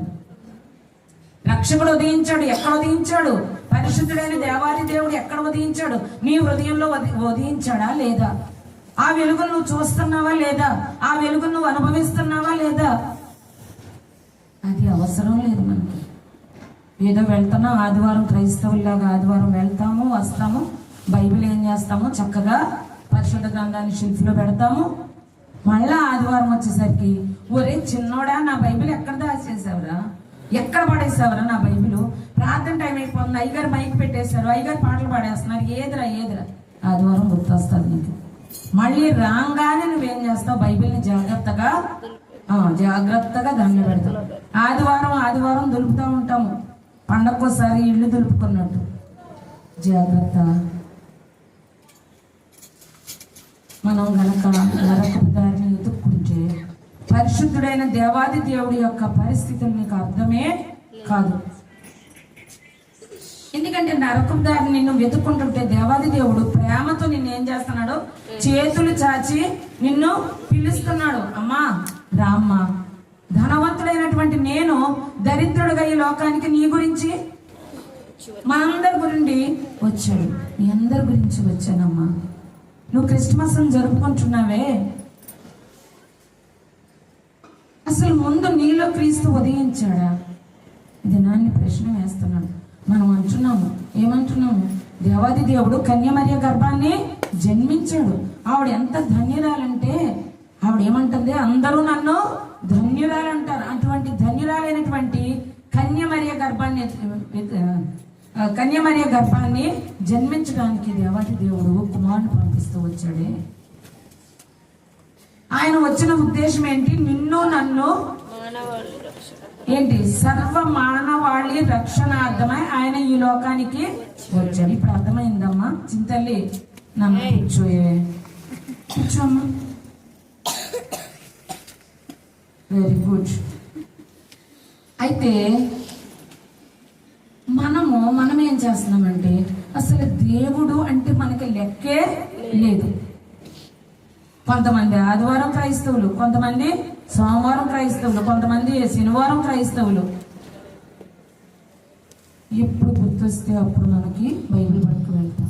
వద్దమ్మా, చివరి దినాలకు వచ్చాం మనం. ఎక్కడ చూసినా కూడా ఎలా జరుగుతున్నాయంటే క్రైస్తవుల మీద దాడులు. మనము ఏం చెప్పగలుగుతాం రేపొద్దున? మనలో మనం గనక శారీరకంగా బలంగా ఉంటే ఎవరినైనా జయిస్తాము, శారీరక బలంతో ఎవరినైనా కొట్టగలుగుతాము. ఆత్మక బలం లేకపోతే, ఆత్మీయంగా నువ్వు నేను ఎదగకపోతే, మరుగుజ్జుతనంగానే ఉంటే ఆత్మీయంగా నీవు నేను ఏమి శత్రువుని ఎదిరించగలుగుతాము? మన తండ్రి ఎవరు? ఇదివరకు మన తండ్రి ఎవరు అమ్మా? యెహోవానా? అపవాది. Very good. సాతాను. యోహాను సువార్తలో ఉంటుంది, చదవండి. మనము మన తండ్రి యొక్క అపవాది సంబంధులం మనం. అయితే దేవాదేవుడు నిన్ను నన్ను రక్షించడానికి ఇష్టపడ్డాడు. అయితే ఇంకా చాలా మంది దేవుని యొక్క ప్రేమను గుర్తెరగని వారుగా ఉంటున్నారు. ఇక్కడ కూర్చున్న వారు కూడా రక్షకుడు ఎందుకు పుట్టాడో ఈ క్షణం వరకు గుర్తెరగకపోతే ఇప్పుడైనా తెలుసుకోండి. మనం అంటున్నాము రక్షకుడు జన్మించాడు అంటున్నాము. అంత మాత్రమే కాకుండా రక్షకుడు ఎందుకు జన్మించాడు ఒక చోట అంటాడు, 1 తిమోతిలో అంటాడు, పాపులను 1:15 అంటాడు అనమాట. పాపులను రక్షించుటకు క్రీస్తు యేసు ఈ లోకమునకు వచ్చిన మాట నమ్మదగినది, పూర్ణాంగీకారమునకు యోగ్యమైనదినే ఉన్నది. అంత మాత్రమే కాకుండా ఇంకొక చోట ఏమంటాడంటే లూకా సువార్త 19వ అధ్యాయము 10వ వచనంలో అంటాడు, నశించిన దానిని వెతికి రక్షించుటకు మనుష్య కుమారుడు ఈ లోకమునకు వచ్చెను. ఎవరిని రక్షించడానికి? జంతువులన, పక్షులన రక్షించడానికి, మానవాళిని రక్షించడానికి దేవాది దేవుడు తన ఏకైక కుమారుడైనటువంటి యేసుక్రీస్తు ప్రభువాన్ని ఈ లోకమునకు పంపించి ఆయన శిలువ మరణ బలియాగము ద్వారా నీకు నాకు రక్షణ ఇవ్వడానికి. నీవు నేను ఎంతవరకు గ్రహిస్తున్నాను? ప్రార్థన అంటే 1 గంట ఎక్కువైతే మనకి ఏమైపోతుంది? ఎంత బాధో. మేము చిన్నపిల్లలప్పుడు వీధుల్లోనే ఏం చేసేవాళ్ళు, పండగలు వస్తే, ఇప్పుడంటే ఏం చేస్తున్నారు, స్క్రీన్ కట్టేసి ఏ సినిమాలు గొడవ వేసేస్తున్నారు. ఆ దినాల్లో ఏం చేసేవాళ్ళు అంటే నాటికలు నేర్చుకొని తెల్లవార్లు ప్రదర్శిస్తూ ఉండేవాళ్ళు. ఈ పెద్దవాళ్ళు ఏం చేసేవాళ్ళు అంటే చేపలు పీటలు పట్టుకెళ్ళి అక్కడ కూర్చొనేవాళ్ళు. తెల్లవార్లు వాళ్ళు చెప్తున్నా సరే కానీ జాగ్రత్తగా వినేవాళ్ళు. ఇప్పుడు మనం ఒక్క 10 నిమిషాలు గనక ఎక్కువైతే ఎవరిని తిడతాం చెప్పండి? దీనికి ఏమీ పని లేదు. మాస్టర్ గారికి అలా ఆవిడ వండి పెడుతుంది, ఏంది అంటాడు. ఇదే మన బాణి. ఎందుకంటే ఎఫెసీ 5:15 అంటాడు, దినములు చెడ్డవి గనుక సమయమును పోనీయక సద్వినియోగం చేసుకోవచ్చు, అజ్ఞానుల వలె కాక జ్ఞానుల వలె నడుచుకోండి. సమయాన్ని సద్వినియోగం చేసుకుందాము. దేవాది దేవుడు నీ గురించి నా గురించి వచ్చిన ఉద్దేశాన్ని మనము నెరవేరుద్దాం. సరే, రక్షకుడు జన్మించాడు. రక్షకుడు ఎందుకు జన్మించాడో మనకు అర్థమైందా? అర్థం అవ్వలేదు, వ్యర్థమైపోయిందా? ఎందుకంటే ఓపుతో మీరు చక్కగా జాగ్రత్తగా వింటారు. మా సుధాకర్ అన్నాడు, ఆంటీ గారు చాలా మంది వస్తారండి మా ఊర్లోనూ, చక్కగా వాక్యం వింటారండి అని చెప్పాడు. సర్లే అయ్యా అని చెప్పేసాను. అయితే మరి మా బిడ్డల కోసం మరి ఏం సిద్ధపరచాలయ్యా అన్న. అబ్బాయిగా ఏదో చెప్పాడు. సరే, దేవుడు మాకు ఇచ్చినటువంటి పరిస్థితులను బట్టి మీకు ఆఖరికి సంతోషంగా పంపిస్తాము. దేవుని చిత్తమైతే ఇంకొకసారి మీ అందరికీ క్విజ్ పెట్టి చక్కటి గిఫ్ట్లు కూడా ఇస్తాము. సరే, ఏదేమైనప్పటికీ రక్షకుడు జన్మించాడు. రక్షకుడు ఎవరి గర్భాన జన్మించాడు విన్నాము. ఎందుకు ఈ లోకానికి వచ్చాడు విన్నాము. సరే, రక్షకుడు పుట్టాడు, అంతా సరే అయిపోయింది. రక్షకుడు ఇక్కడ ఏమన్నా పని చేశాడా లేదా? భూమి మీద ఏం చేశాడు చెప్పాలి? వడ్రమ్మ పని చేశాడండి. నేనేమో రైతు చేలోకి పనికి వెళ్ళానండి. వడ్రంగి పని కాదు, తండ్రికి సహాయంగా ఉన్నాడు, అది వేరే విషయం.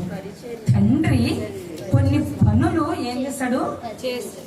కుమారుడికి అప్పగించాడు. మీరు పొలం వెళ్తూ ఏమంటారు చెప్పండి?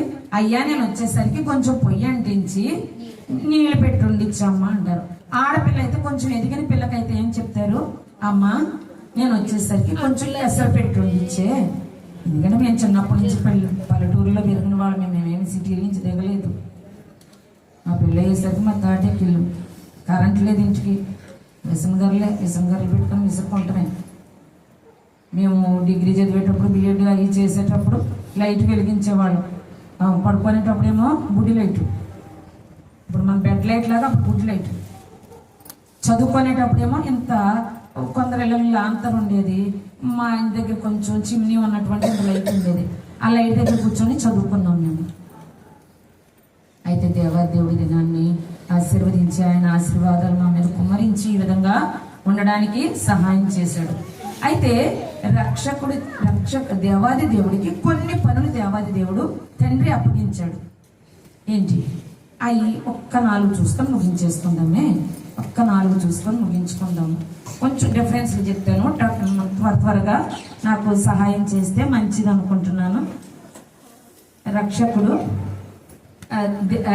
ఏమేం పనులు అప్పగిస్తూ వచ్చాడు? మత్తయి సువార్త 4:43. ఎవరైనా చదవగలిగిన వాళ్ళు మత్తయి సువార్త 4:43,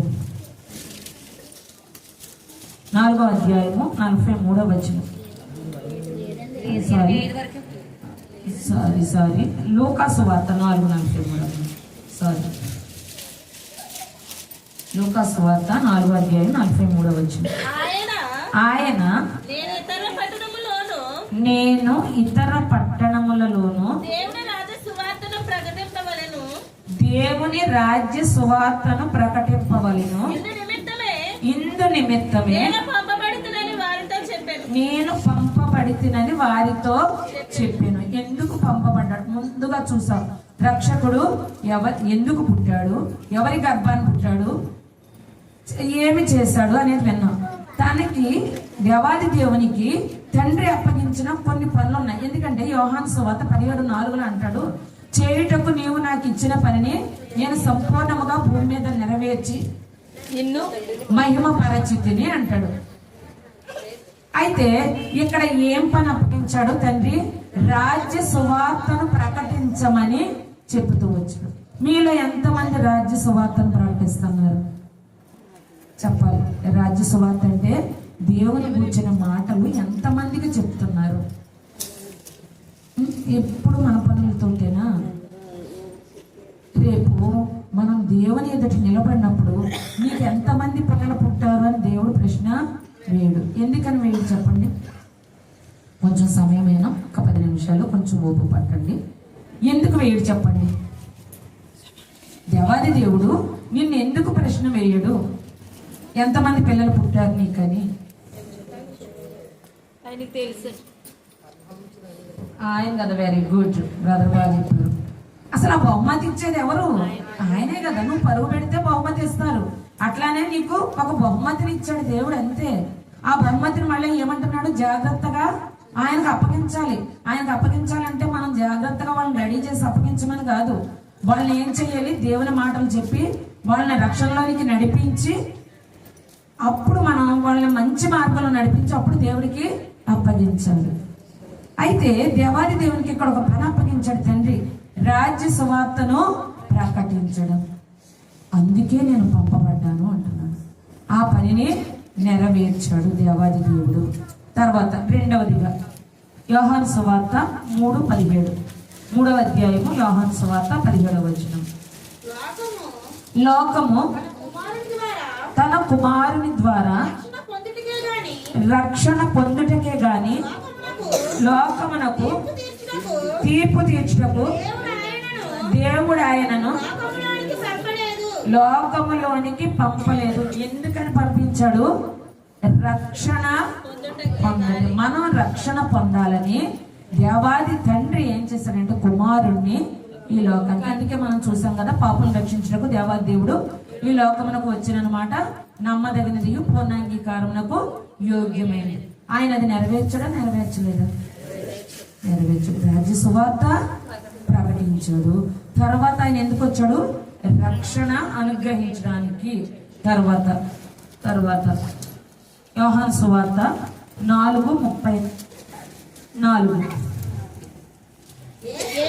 యేసు వారిని చూచి నన్ను పంపిన వాని చిత్తము నెరవేర్చుటయు ఆయన పని తుదముట్టించుటయు నాకు ఆహారమై ఉన్నది. మనకు ఆహారం ఏంటి? ప్రొద్దుటే లేచి ఏమి తినాలి, ఏమి సిద్ధపరచుకోవాలి, ఇదే. కానీ కుమారుడికి ఏంటంట, ఆయన ఏంటి? నన్ను పంపిన వాని చిత్తము నన్ను ఈ భూలోకానికి ఎందుకు అనుమతించాడు దేవుడు? ఎప్పుడైనా అడిగామా, ప్రభా నీవు నన్ను ఈ భూలోకంలో ఎందుకు పుట్టించావయ్యా అని ఎప్పుడైనా అడిగామా? అయ్యా క్రిస్మస్ వచ్చింది, ఏం చేశారు? ప్రక్కింటి ఆవిడ 5,000 రూపాయలు పట్టు చీర కొనుక్కుందయ్యా. ఎట్లయినా సరే కానీ నా భర్తను శోధించైనా సరే నేను ఏం చెయ్యాలి? ఇప్పుడు మంచి చీర కొనుక్కోవాలి. అదే మనకి ఆ చిత్తాన్ని నెరవేరుస్తాం మనం. ఆయన ఏమంటున్నాడు? నన్ను పంపిన వాని చిత్తము నెరవేర్చుట అదే నాకు ఆహారము, నాకు పానమై ఉంది అంటున్నాడు. ఎప్పుడైనా ప్రభా నన్ను లోకంలోని పంపించవయ్యా, ఎందు నిమిత్తం పంపించావు నాయన? నేను ఏం చెయ్యాలి? నా పనేంటి? మందిరంలో పాటలు పాడాలా? మందిరంలో వాయిద్యాలు వాయించాలా? ఏంటి ఇచ్చావయ్యా? నాకు ఏ పని అప్పగించావు? అంట్లు తోమాలా? ఎందుకంటే మా మందిరంలో నేను ఏ పని కోరుకుంటానంటే అంట్లు తోమే పని కోరుకుంటాను. ఎందుకంటే మనకు వంటలు రావు. ఫస్ట్ ఆఫ్ ఆల్ మనకు వంటలు రావు. రెండవది కూరగాయలు కోసే దగ్గర ఉంటాము. తర్వాత మా సేవకుడు అడిగినప్పుడు ఏ పని ఎవరు చేస్తారంటే నేను ఇంకొక 2 సిస్టర్స్ ఉన్నా, వాళ్ళు చెయ్యెత్తి మేమందరూ తినాక 12 అయినా 1 గంట అయినా అంటులు కడిగి జాగ్రత్తగా మందిరంలో సర్దిపెట్టి వెళ్తాము అనేటటువంటి పని మాది. చాలామంది ఆ తిన్న ఆకులు తీయాలంటే అబ్బి వాళ్ళు తిన్నది నేను ఎందుకు తీస్తాను చీ అంటాము. దేవుని ఇంటిలో నువ్వే పని చేసినప్పటికీ కూడా నీకు ఆశీర్వాదమే కానీ నీకు నష్టం కాదు. నీ ఇల్లంతా శుభ్రం చేసి డెకరేట్ చేసి నీకేమీ ఆశీర్వాదం ఉండదు. దేవుని మందిరాన్ని మీ మందిరాన్ని జాగ్రత్తగా కట్టుకోండి అందరూ కలిసి. ఎందుకంటే దేవుని మందిరాన్ని అలంకరించాలి మనం. అంతేగాని మన ఇల్లు ఎంత చేసుకున్నా ఏం కాదు, మనం చేసుకుని ఏం కాదు. దేవాది దేవుడు అంటున్నాడు, నన్ను పంపిన వాని చిత్తము నెరవేర్చుట నాకు ఆహారమును పానమునై ఉన్నది. ఇంకొక మాట చూద్దాము. 10:10 యోహాను సువార్త 10వ అధ్యాయము 10వ వచనం. ముగింపులోకి వస్తున్నాము. చేయండి, చదవంటారు. సరే, మధ్యలో నుంచి గొర్రెలకు జీవము కలుగుటకును అది సమృద్ధిగా కలుగుటకును నేను వచ్చింది. ఎవరా గొర్రెలు? అమ్మా ఎవరమ్మా? ఏంటి నన్ను గొర్రె అంటున్నారని చిన్నగా చెప్తున్నారు. ఎవరు మా గొర్రెలము? మనమే. ఆరాధన చేసేటప్పుడు, అంటే మీరు ఆరాధన చేస్తారో చేయరో నాకైతే తెలియదు, కానీ మేము ఆరాధన చేసేటప్పుడు చాలా మంది ఏమంటారంటే, అయ్యా నేను కుక్క తన వాంతికి బైబిల్లో మాట, అది పరిశుద్ధమైన మాట, కుక్క తన వాంతికి తిరిగినట్టు కడుగబడిన పండి బురదలో దొరికినట్టు నా జీవితం ఉందయ్యా అంటాము. బయటకు వచ్చినాక కుక్క అన్నాం అనుకోండి, ఎంత ఉగ్రరూపం వచ్చేస్తుందంటే, అసలు ఎంత కోపం వస్తుందంటే, ఇక్కడ మాత్రం చక్కగా వల్లి వేసేస్తాం మాటలు. ఇప్పుడు గొర్రెలు అంటే మీరు గొర్రెలు అంటలేదు, ఎవరు? గొర్రెలకు జీవాన్ని కలుగజేయటానికి దేవాది దేవుడు నన్ను పంపించాడు కనుక ఆ పని నేను నెరవేర్చాను. సరే, అదైపోయింది. ఇంకా 12:47 యోహాను సువార్త 12వ అధ్యాయము 47.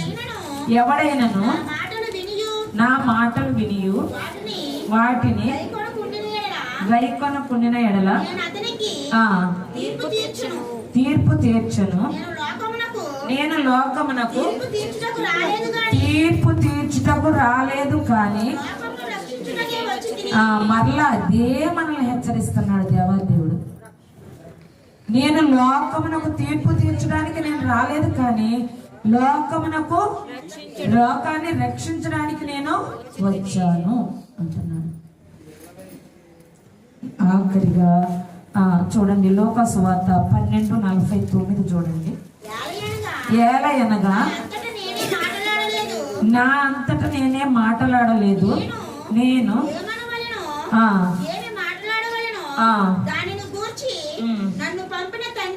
సారీ అమ్మా, అది కాదురా, అది కాదురా.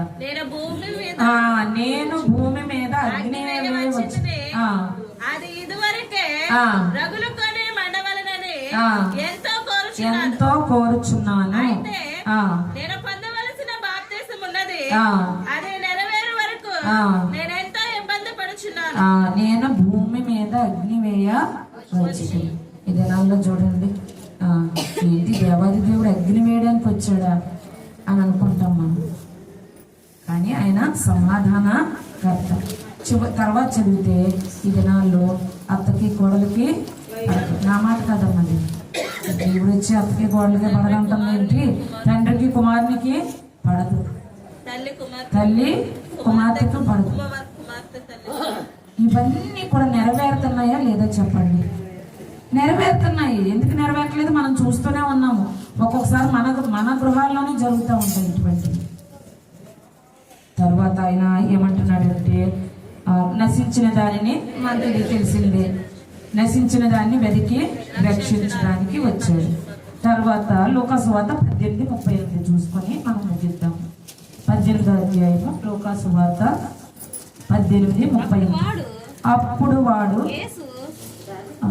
సారీ అమ్మ, ఒక్కసారి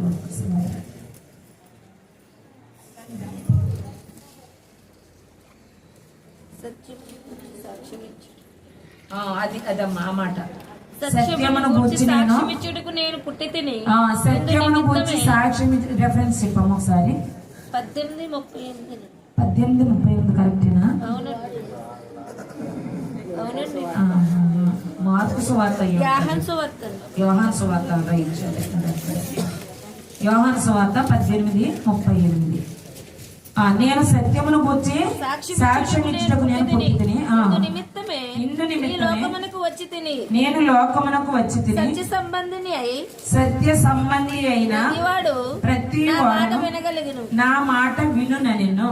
చాలు. ఎందుకు వచ్చాడంట దేవాది దేవుడి లోకానికి? సత్యమును గూర్చి సాక్ష్యం ఇవ్వడానికి. ఆయనే మార్గము, ఆయనే సత్యము, ఆయనే జీవము. ఎవరైతే సత్య సంబంధులు ఉంటారో వాళ్ళు నా వారు. ఇప్పుడు ఇంకా అలాంటివి చాలా ఉన్నాయి.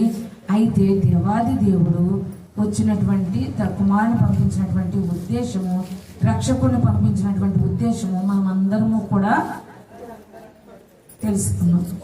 అందుకే యోహాను సువార్త 17:4 చెప్పాను కదా, ఏంటి చేయుటకు నీవు నాకు ఇచ్చిన నెరవేర్చి భూమి మీద నిన్ను మహిమపరచితిని. కనుక నా జీవితాల్లో ముగింపుకు వచ్చాము. జాగ్రత్తగా వినండి, ఎందుకంటే ఇది కూడా లెక్క ఒప్ప చెప్పవలసినటువంటి సమయం వస్తుంది. మనం గనక సరిగా మన చెవుల్ని దేవుని వాక్యం మీద శత్రువు ఏం చేస్తుందంటే ఎప్పుడు మన పక్కనే ఉంటుంది. నిద్ర రావడము, లేకపోతే ముచ్చట్లు చెప్పుకోవడానికి. ఎందుకంటే ఇంటి దగ్గర టైం ఉండదు. ఒక్కరోజు పొలం పని మానేసి మనం ఇంటి దగ్గర కూర్చొని ప్రక్కలతో ముచ్చట్లు ఆడతామా? అమ్మో 500 పోతాయి. మనకి నిద్ర మందిరంలోనే, ముచ్చట్లో మందిరంలోనే, మన ఇంట్లో జరిగిన గొడవలన్నీ మందిరంలోనే చెప్పుకుంటాము. ఈలోగా పాస్టర్ గారు ఏమంటారు? ఆమేన్ అంటారు.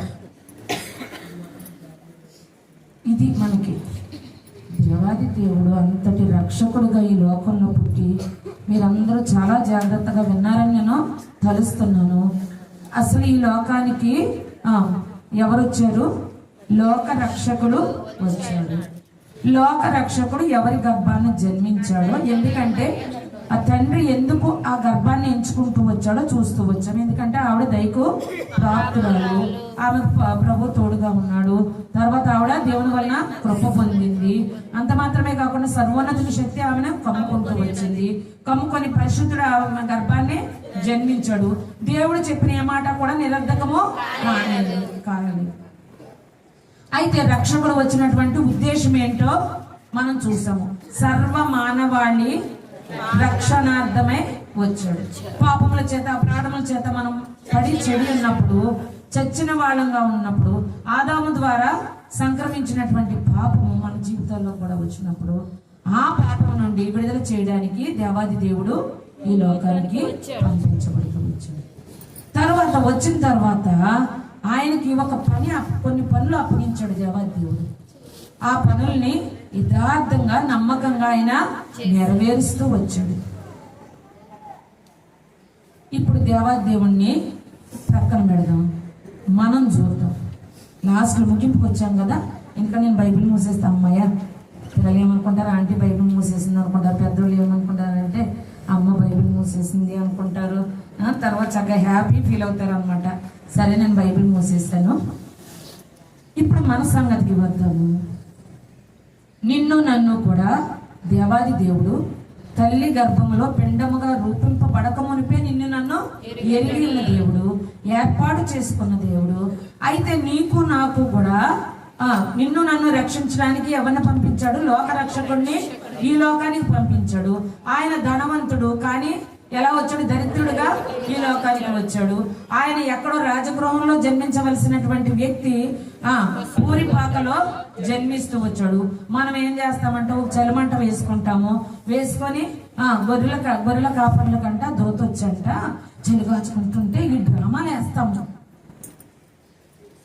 ఎందుకు? కొంచెం అర్థం కాని పని ఏదన్నా నాటిక ద్వారా అర్థం చేసుకుంటారని. వీళ్ళు ఏం చేస్తారు? ఇకలు పక్కపక్కలు ఏంటి వాళ్ళు చలి కోసుకుంటూ అంటూ ఉంటుంటే వీళ్ళు ఏం చేస్తారు? హబ్బా, మా పిల్లోడే భలే అనేసాడు అనుకుంటాము. మా పిల్లోడు ఎంత బాగా డ్యాన్స్ చేశాడు, అబ్బాబ్బాబ్బా. డ్యాన్సులు కావాలి, యాక్షన్ సాంగ్స్ గుర్తుపెట్టుకోండి. మా పిల్లోడే డ్యాన్స్ వేసాడు అంటాం మనం. డ్యాన్స్లు ఎక్కడ వేస్తారు? డ్యాన్స్ వేసే ప్రదేశం ఏంటి? వీధులు, సినిమాలు. మన బిడ్డలు వేసేవి డ్యాన్స్ కదా, యాక్షన్ సాంగ్స్. అంటే ఆ పాట అర్థం అవడం కోసం ఏం చేస్తాము? ఇప్పుడు సపోజ్ మీకు చిన్న ఎగ్జాంపుల్.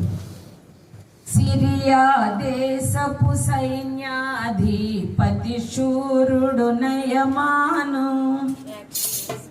సిరియా దేశపు సైన్యాధిపతి శూరుడు నయమాను. అలా చూస్తారని నిద్రపోతాను.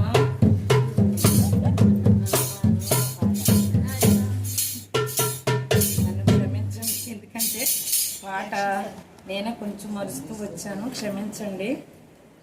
ఇంకా అందరికీ వచ్చిన పాట లేకపోతే 5 రొట్టెలు చేపలు 2 5,000 పంచి పెట్టే, పంటి పంటిగా కూర్చుందా పంచి పెట్టి ప్రజలందరికీ 12 గంపలు మిగిలెను, ప్రభుకు మహిమ కలిగెను. అది మనం చేసేది.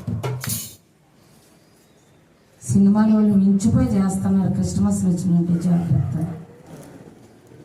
రక్షకుడు నీకు నాకు రక్షణ ఇవ్వడానికి ఈ లోకానికి వచ్చాడు. యాక్షన్ సాంగ్స్ నేర్పించండి అలాంటి పెద్దోళ్ళకి అర్థం అవ్వడం కోసం. అయితే నిన్ను నన్ను అడుగుతున్నాడు, అమ్మా నేను ధనవంతుణ్ణి, దరిద్రుడిగా ఈ లోకానికి వచ్చి ఆ పూరిపాకలో జన్మించి ఆ పశువుల తోటలో జన్మించి నీకు నాకు రక్షణ ఇవ్వడానికి, మీ అందరికీ రక్షణ ఇవ్వడానికి నేను వచ్చానమ్మా. ఈ లోకానికి నేను ఎందుకు పంపించాడు దేవాదేవుడు? కొన్ని పనులు అప్పగించాడు. తమ్ముడు ఉన్నాడంటే వచ్చి ఏం చేస్తున్నాడు? తమ్ముడికి ఇచ్చిన తలాంతిని వినియోగించుకుంటున్నాడు. బిడ్డలు వచ్చారు, కుమార్తెలు వచ్చారు, వాళ్ళు ఏం చేస్తారు? వచ్చిన తర్వాత పాటలు పాడారు, వాళ్ళకి ఆ తలాంతి ఇచ్చాడు దేవుడు. నీకు నాకు రాజ్య సువార్త ప్రకటించాలని తలాంతి ఇచ్చాడేమో. అసలు ఎప్పుడన్నా అడిగామా మనం, ప్రభా నీవు నాకు ఏ తలాంతి ఇచ్చావయ్యా, నేనేం చెయ్యాలయ్యా, నా జీవితంలో నేనేమి చెయ్యాలయ్యా, నన్ను అసలు భూలోకానికి ఎందుకు పుట్టించావు నా తల్లి గర్భాన్ని ఏనాడని అడిగామా? మా నాన్నగారు చనిపోయే వరకు నాకు ఉద్యోగం రావాలని ప్రార్థన చేసేవాడు. నా ఫ్రెండ్స్ ఈ రోజుకి దగ్గర 1,50,000 డ్రా చేస్తున్నారు శాలరీ. నాతో చదువుకున్నవాడు. అంతకంటే ఘనమైన పరిచర్య దేవాది దేవుడు నాకు ఇచ్చాడు. అనేకుల రక్షణార్థమే ఇక్కడ దేవుని మాటలో వెదజల్లడానికి నన్ను వాడుకుంటున్నాను, తన సాధనంగా వాడుకుంటున్నాను. కనుక ప్రియ బిడ్డలారా, ఒక్కసారి జ్ఞాపకం చేసుకోండి. ఇంకా ఎవరైనా ఇక్కడికి వచ్చిన వాళ్ళు మారు మనసు రక్షణ అనే అనుభవంలో లేని వాళ్ళు ఉంటే ఒక్కసారి మోకాళ్ళ మీదకి రండి. అందరూ ఒక్కసారి మోకాళ్ళ మీదకి రండి. రెండమ్మ మోకాళ్ళ మీద కంటే తెలుసా, మోకరించండి. మోకాళ్ళ మీదకి రండి అంటే కాళ్ళు మడవలేని వాళ్ళు, లేకపోతే కాళ్ళు నొప్పులతో చాలామంది, నడుము నొప్పులతో చాలామంది ఉంటారు. అటువంటి వాళ్ళు కూర్చోండి. యవనస్తులు ముఖ్యంగా, ఎందుకంటే యవనస్తులు చాలా అసలు దేవుని మాట వినట్లేదు. యవనస్తులకు బాగా అవసరం. మోకరించండి. ఒక్కసారి ప్రభు వైపు చూద్దాం. ప్రభువా, ఈ లోకంలో నీవు రక్షకుడుగా ఉద్భవిస్తూ వచ్చావయ్యా. అయితే నీవు నా కొరకు ఈ భూమి మీదకి వచ్చావు. నా పాపముల నుండి, నా శాపగ్రస్తమైన బ్రతుకు నుండి నన్ను విడిపించడానికి ఈ భూలోకానికి వచ్చావు. అయితే ప్రభువా, నేను ఇంకా నీకు వ్యతిరేకంగానే జీవిస్తున్నానయ్యా. అసలు మారు మనసు అంటే ఏంటో నాకు తెలియదు, రక్షణ అంటే తెలియదు, పాప క్షమాపణ అంటే తెలియదు, బాప్తిస్మం అంటే తెలియదు, నిత్య జీవం అంటే తెలియదు. ప్రభువా, ఒక్కసారి నాతో మాట్లాడి నాకు అన్నీ తెలియచేయండి. ఇది నాన్న మీరు మాట్లాడుతూ వచ్చారు. లోకరక్షకుడుగా ఈ లోకానికి ఎందుకు ఆయన వచ్చాడు, మాట్లాడుతూ వచ్చాడు, ఏ ఉద్దేశంతో వచ్చాడు, ఎవరి గర్భాన్ని వచ్చాడు, జన్మిస్తూ వచ్చాడు, ఆయనకి ఇచ్చిన పని నెరవేరుస్తూ వచ్చాడా లేదా? ఎందుకంటే అంటాడు, ఎలాగనగా మనకు శిశువు పుట్టినో ఆశ్చర్యకరుడు, ఆలోచనకర్త, బలవంతుడైన దేవుడు, నిత్యుడైన తండ్రి, సమాధానకర్త ఏవో అధిపతి. అటువంటి ఆయన ఈ లోకానికి వచ్చాడు నిన్ను నన్ను రక్షించడానికి. ఇంకా రక్షణ అనుభవంలో ఎవరైతే లేరో ఒప్పుకోండి. ప్రభువా, నేను పాపిని, నా పాపముల కొరకై, నా దోష శిక్ష యావత్తును మీరు తీసివేయడం కొరకై, నా దోష శిక్ష యావత్తును మీరు భరిస్తూ వచ్చాడయ్యా. నా పాపములను మీరు కడగండి, మీ రక్తంలో శుద్ధి చేయండి, నన్ను నీ బిడ్డగా స్వీకరించండి. ఒకవేళ నేను ఇక్కడి నుండి వెళ్ళేటప్పుడు దేవుడు పిలుచుకుంటే నేను దేవుని రాజ్యంలో ఉంటాననేటటువంటి శుభప్రదమైన నిరీక్షణ నాకు ఉంది. మీకుందా? ప్రశ్న దేవాది దేవుడు అడుగుతున్నాడు, అమ్మా మారు మనసు పొందు. సమయం సమీపించింది, వచ్చుచున్నవాడు ఆలస్యం చేయకుండా వస్తున్నాడు. అయితే సిద్ధపడు అంటున్నాడు. ఎంతవరకు సిద్ధపడ్డావు? ఒకసారి మోకాళ్ళ మీద ఉండి, ఎవరికైతే మారు మనసు రక్షణ లేదో వారు ప్రభువుని అడగండి. రక్షించబడిన వాళ్ళు ఆత్మీయ ఎదుగుదల నిమిత్తమే దేవాదేవుణ్ణి అడగండి. అడిగితే దేవుడు తప్పకుండా మీ ఆశను నెరవేరుస్తాడు అనమాట. ఎందుకంటే ఒక చోట అంటున్నాడు, ఆయన త్వరగా రాబోతున్నాడు.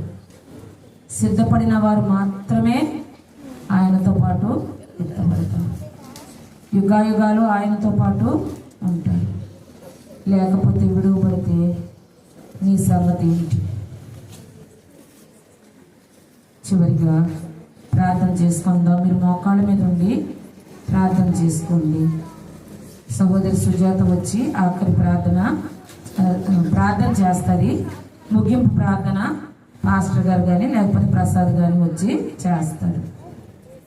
రాజులకు రాజైన యేసు ప్రభు రానయున్నాడు.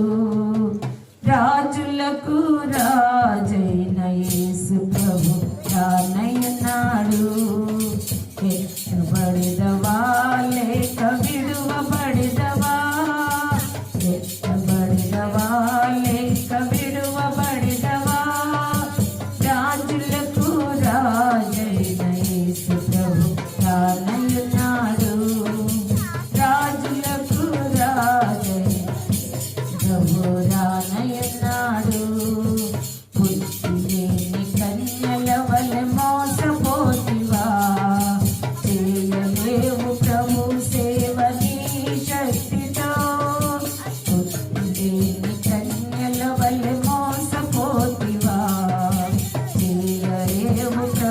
సేవని శక్తితో నూనె లేక భ్రమతో బ్రతికెదవా లేని ఎడల విడువబడెదవు సిద్ధపడుమా నూనె లేక భ్రమతో బ్రతికెదవా లేని ఎడల నష్టపోదువు సిద్ధపడుమా రాజులకు రాజైన యేసు ప్రభు రానయ్యన్నాడు రాజులకు రాజై యేసు ప్రభు రానయ్యన్నాడు.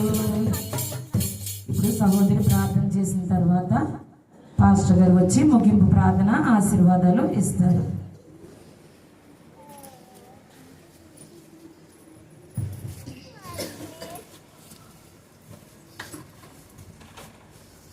మమ్మల్ని మిక్కిలిగా ప్రేమించిన మా ప్రియ పరలోక తండ్రి, మీ ఘనమైన ఉన్నతమైన అతి శ్రేష్టమైన విలువైన నామమును బట్టి రెగ్యులేట్ స్థుతులు స్తోత్రములు వందనములు చెల్లించుకుంటూ వస్తున్నాం ప్రభా. గత దినాలన్నీ మాకు తండ్రి క్షేమాన్నిచ్చి భద్రతనిచ్చి ఎంతవరకు తండ్రి నాయన మమ్మల్ని ఈ విధంగా సజీవ లెక్కలో ఉంచిన మీ ప్రేమ కొరకై మీకు వందనాలు చెల్లిస్తూ ఉన్నాం ప్రభా.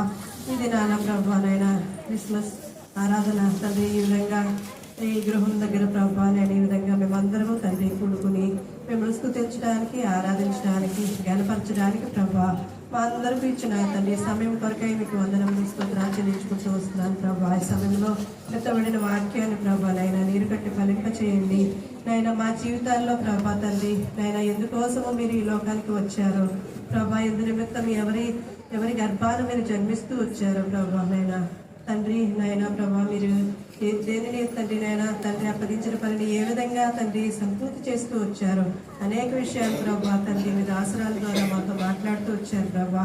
మా జీవితాల్లో నిజమైన క్రిస్మస్ ఆరాధన ప్రభా నిజంగా తండ్రి నాయన మా జీవితాల్లో తండ్రి నాయన మీ పుట్టుక తండ్రి ఏ విధంగా ఉండాలో ప్రభా మరి ఒకసారి తండ్రి మీ లేఖన భాగం ద్వారా మాకు తెలియజేస్తూ వచ్చిన మీ ప్రేమంతటి కొరకే మీకు వందనాలు చెల్లిస్తూ ఉన్నాను ప్రభా. ఈ సమయంలో తండ్రి శబ్ద యంత్రం ద్వారా ఎంతమంది బిడ్డలు వింటూ వచ్చారో తండ్రి వారి జీవితాల్లో నేను ఇక్కడ కూడా వచ్చిన వారి జీవితాల్లో ప్రభా ఇంకా ఎవరికైతే రక్షణ లేదో ప్రభా నైనా వారి జీవితాల్లో రక్షణ కార్యాన్ని మీరు అనుగ్రహిస్తూ రమ్మని ప్రార్థిస్తున్నాను ప్రభా. మీరే సహాయపడుతూ రండి నాయన ప్రభా. నేను ఉన్నటువంటి వాక్యాన్ని ప్రభా మా జీవితాల్లో మీరు కట్టినంత చేయండి. నిజమైన రక్షణానందము నిజమైన క్రిస్మస్ ప్రభా మా జీవితాల్లో మేము కలిగి ఉండగలడానికి ప్రభా మీరు మాకు విరిచి వడ్డించినటువంటి ఆహారంను బట్టి మీకు వందనములు స్తోత్రాలు చెల్లిస్తూ ఉన్నారు ప్రభా. ఈ సమయంలో వచ్చిన బిడ్డలందరినీ మీరు జ్ఞాపకం చేసుకుంటూ రండి. వారి జీవితాల్లో కూడా మీ రక్షణ కార్యాన్ని జరిగిస్తూ రమ్మని ప్రభా. ఎంతవరకు మీరు చేసిన సహాయం అంతటి కొరకై మీకు వందనాలు స్తోత్రాలు చెల్లించుకుంటూ మా కొరకు త్వరలో రానే యేసే పరిశుద్ధమైన నామములో ప్రార్థించి అడిగి వేడుకుంటున్నాం తండ్రి. వారి కుటుంబ సభ్యుల గురించి ప్రార్థించులాగున కృప చూపుతారని వారి పరిచర్య నానాటికి వర్దలటానికి కృప